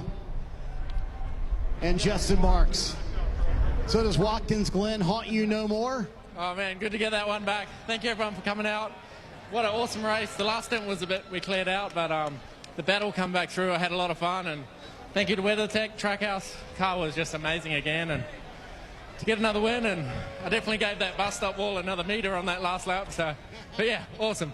You lost your mom a while back, and your dad was here today. First time you've seen him since Christmas. Is this one a little more personal? Oh, it's just amazing to have him here. It's been a very tough year for Dad, and yeah, he hasn't been able to travel, so have him here for the next 3 weeks and share this with him. It's amazing. If I would have told you as we stood in victory lane at Chicago that you would be standing here, 4 Cup Series wins on the season, a new contract in hand, would you have believed me? No, but that's the stuff you dream about, right? I'm just a very lucky guy to get to drive for an amazing bunch of people and just execute. Man, the day just went flawlessly, and I can't believe it. Really enjoyed it, and thanks again, everyone. You have 22 playoff points in the bank now, which is insane to think you would sit right now before it gets reseeded as the number 2 seed. What can this team do in the playoffs? That could carry you into the second round where there is another road course. Yeah, who knows? But it ain't going to be easy, that's for sure. The first round had some very difficult left-handed tracks for me, but I'm getting better at it, and I'm enjoying myself, and it's a challenge, you know, but that's why we're here, and we'll have a proper crack. All right, SVG delivers here at the Glen. Finally, after coming so close last year, Lee, he comes through with a win. And again, 4 wins on the season. He and Denny Hamlin are the only 2 drivers that can say that. And you heard Marty mention the biggest point of them all, Matt. We've been talking about this quite literally all year long. 22 playoff points now. More than likely, that's where he'll end up at, because he's not going to finish top 10 in the regular season points, so he won't get those additional points. And you wouldn't bet on him winning a race or a stage at Richmond or Daytona. 22 is a big haul, though. Yeah, it's massive, and as you say, we've been having this conversation on and off air since the spring, since post-Cota, really, where, of course, he didn't win. How far could he get, and how many points can he take into the playoffs? And he's absolutely answered that question, and he's going to perhaps be a threat to some people that are the guys that were. We talked about Bubba Wallace earlier, the way he's going at the moment. He's one of those people that would maybe get out of stage 1, but if SVG's got the bonuses over you, it's going to be hard work for those guys that haven't got the bonuses to make it through with Shane having all this in his pocket. Yeah, exactly right. They're having to jack up the car to get it to move because he's totally destroyed the rear tires. Yeah, you got to actually putting new rear tires on it. Wow. I mean, he was in control of the race from the very start, Matt. I know he didn't lead from the very start. He was in control of it, though, from the very start. But you have to think really impressive days from the likes of Christopher Bell, Chris Buescher, Ryan Blaney. Those are the 3 that come to mind. Yeah. And as you said, it much like Chicago, where we thought someone was going to give him a race, he was just cruising. not interested really in doing too much racing there in the first stage against Blaney. And then, much like Mexico, once the race wound out into the late stages, he put the hammer down and checked out at the front of the field. It's just impressive, and we have talked so much throughout the year about how he's going to take some bit of stopping on these road courses, and right now no one has anything for him. You're just not beating him on merit right now on the road courses. You either need him to have a problem, or you're going to have to give him a problem. Manufacture a problem for him. But I mean, no one can get close to him at this point, as that's the second time this year he's won by just a massive margin, just like he did in Mexico City. Let's give you the final finishing positions here today in Watkins Glen, where Shane Van Gisbergen has won. Christopher Bell second, some 11 seconds behind. Chris Buescher was third. William Byron fourth, and Chase Briscoe was fifth. Another good road course result for the 19 team in Briscoe, quietly. Ryan Blaney was sixth. Daniel Suarez seventh. Another top 10 for Darrell Wallace Jr., who comes home eighth. Tyler Reddick and Ross Chastain rounding out the top 10. AJ Allmendinger comes home with an 11th place finish with Eric Jones. Ryan Preece, another good day, but not so much in terms of the point standings. He finishes 13th today, ahead of Joey Logano. Austin Dillon and Austin Cindric, the next two, up 15th and 16th. Zane Smith 17th, good boost for that team after a wild few weeks. Carson Hocevar and Michael McDowell, after rubbing into each other earlier on, finished next to each other, 18th and 19th. And Alex Bowman rounds out the top 20. Noah Gregson 21st, Kyle Busch 22nd, 23rd to Ricky Stenhouse Jr., Riley Herbst was 24th. Denny Hamlin, he was nowhere all day, finishes 25th. And Chase Elliott finishes outside the top 20 for the first time this season, comes home 26th. Justin Haley 27th, Todd Gilliland 28th, Cody Ware was 29th, and Ty Dillon was 30th. Frank Keselowski with that late puncher finishes 31st on the lead lap. John Hunter Nemechek, after his wild moment towards the end of the race, finishes 32nd. Ty Gibbs' Hail Mary didn't happen for him. He finishes 33rd ahead of Cole Custer and Josh Berry rounding out the lead lap cars. Catherine Lake 36th, Josh Balicki 37th, JJ Yaley 38th. 15 laps down, although just like in Mexico, he picked up the Xfinity fastest lap. Kyle Larson, 39th and last, delayed 15 laps off the pace. Yeah, never got to see what the 5-car had today, unfortunately, with that brake issue early. Like you said, another Xfinity fastest lap point for the 5 team. Playoff standings with 2 races left in the regular season. Van Gisbergen joining Hamlin at the top with 4 wins. But at the bubble, Tyler Reddick stays triple digits ahead of the cut line, plus 117. Alex Bowman plus 60. Chris Buescher plus 34. So he puts 11 points on his cushion between he and his teammate Ryan Preece, who's minus 34. Everybody from 18th on back is now 100-plus points below the cut line. Kyle Busch at 18th is minus 102. So it's must-win for everyone from 18th on back, and kind of getting to the spot where you're starting to think it's must-win for Ryan Preece as well, and maybe he'll have a chance at Richmond, and certainly he'll have a chance at Daytona. Regular season championship, Matt, also another big swing, second week in a row where William Byron totally crushes his competition for that championship. Yeah, bad day for Chase Elliott. He's pretty much his first one of the season, as you mentioned there. First finish outside the top 20. And as we talked about earlier, at the very top of the show, it's going to take something miraculous for anything in that to change. And perhaps William Byron has now got maybe 3 fingers of the 10 on the regular season trophy with 2 races to go. He's going to be strong over the next 2 weeks, you can be sure. So looking fairly good for the 2014 to take home the regular season championship. Yeah, looking really good for that 24 team. Who you got for driver of the day, Matt? Again, it's obvious to pick the winner. I'm going to go with Chase Briscoe. Again, impressive on a road course, top 6 finish. for the 19 team. We'll go with Darrell Wallace Jr. finishing 8th. Yeah. Just a great stretch of races for that team, and for him to get a top 10 on a road course, that's a big deal for Papa. It really, really is. And ahead of his teammate, too. Yeah, exactly right. So that's a terrific result for Darrell Wallace Jr. finishing 8th, Chase Briscoe 5th. And from here, the NASCAR Cup Series heads to Richmond, Virginia, next Saturday night in prime time under the lights on that 3/4 of a mile short track. We'll have the action for you at 7 p.m. Eastern time next Saturday night, then Daytona for the regular season finale. Matt, we say bye to you for a while. Next up for you, likely Gateway.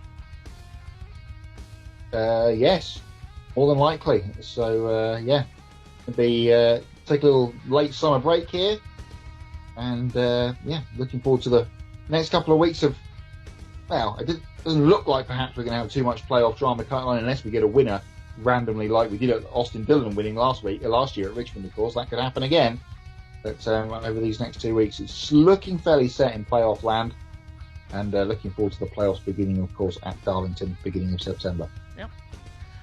Well, we'll see you from Richmond next Saturday night as we run now the last 2 races of this regular season. Watkins Glen giving us kind of your, I would say, modern day. How about next-gen era kind of road course race today, Matt? We had wild restarts. We had many different strategies. But as it's been most of the time, I would reckon to say in the next-gen era on road courses, the best car did win. Yes. Get my words out. Trending in that direction, isn't it? Wasn't the wildness and craziness of yesterday. That's not what happens with this next-gen car. So, wasn't the most exciting race in the world. It's probably going to get a low number in the old Jeff Gluck poll. Yeah. That would be, especially with Shane winning by a bit of a distance. But that's what we've come to expect from these kind of races with this car. So, at least, again, people that are a little bit bored of the road course racing, and there are a few, you've only got one more to get through before the end of the season. It's in the Roval in October. Yep, that's right. Shane Van Gisbergen hopes to get to that point still in the playoffs.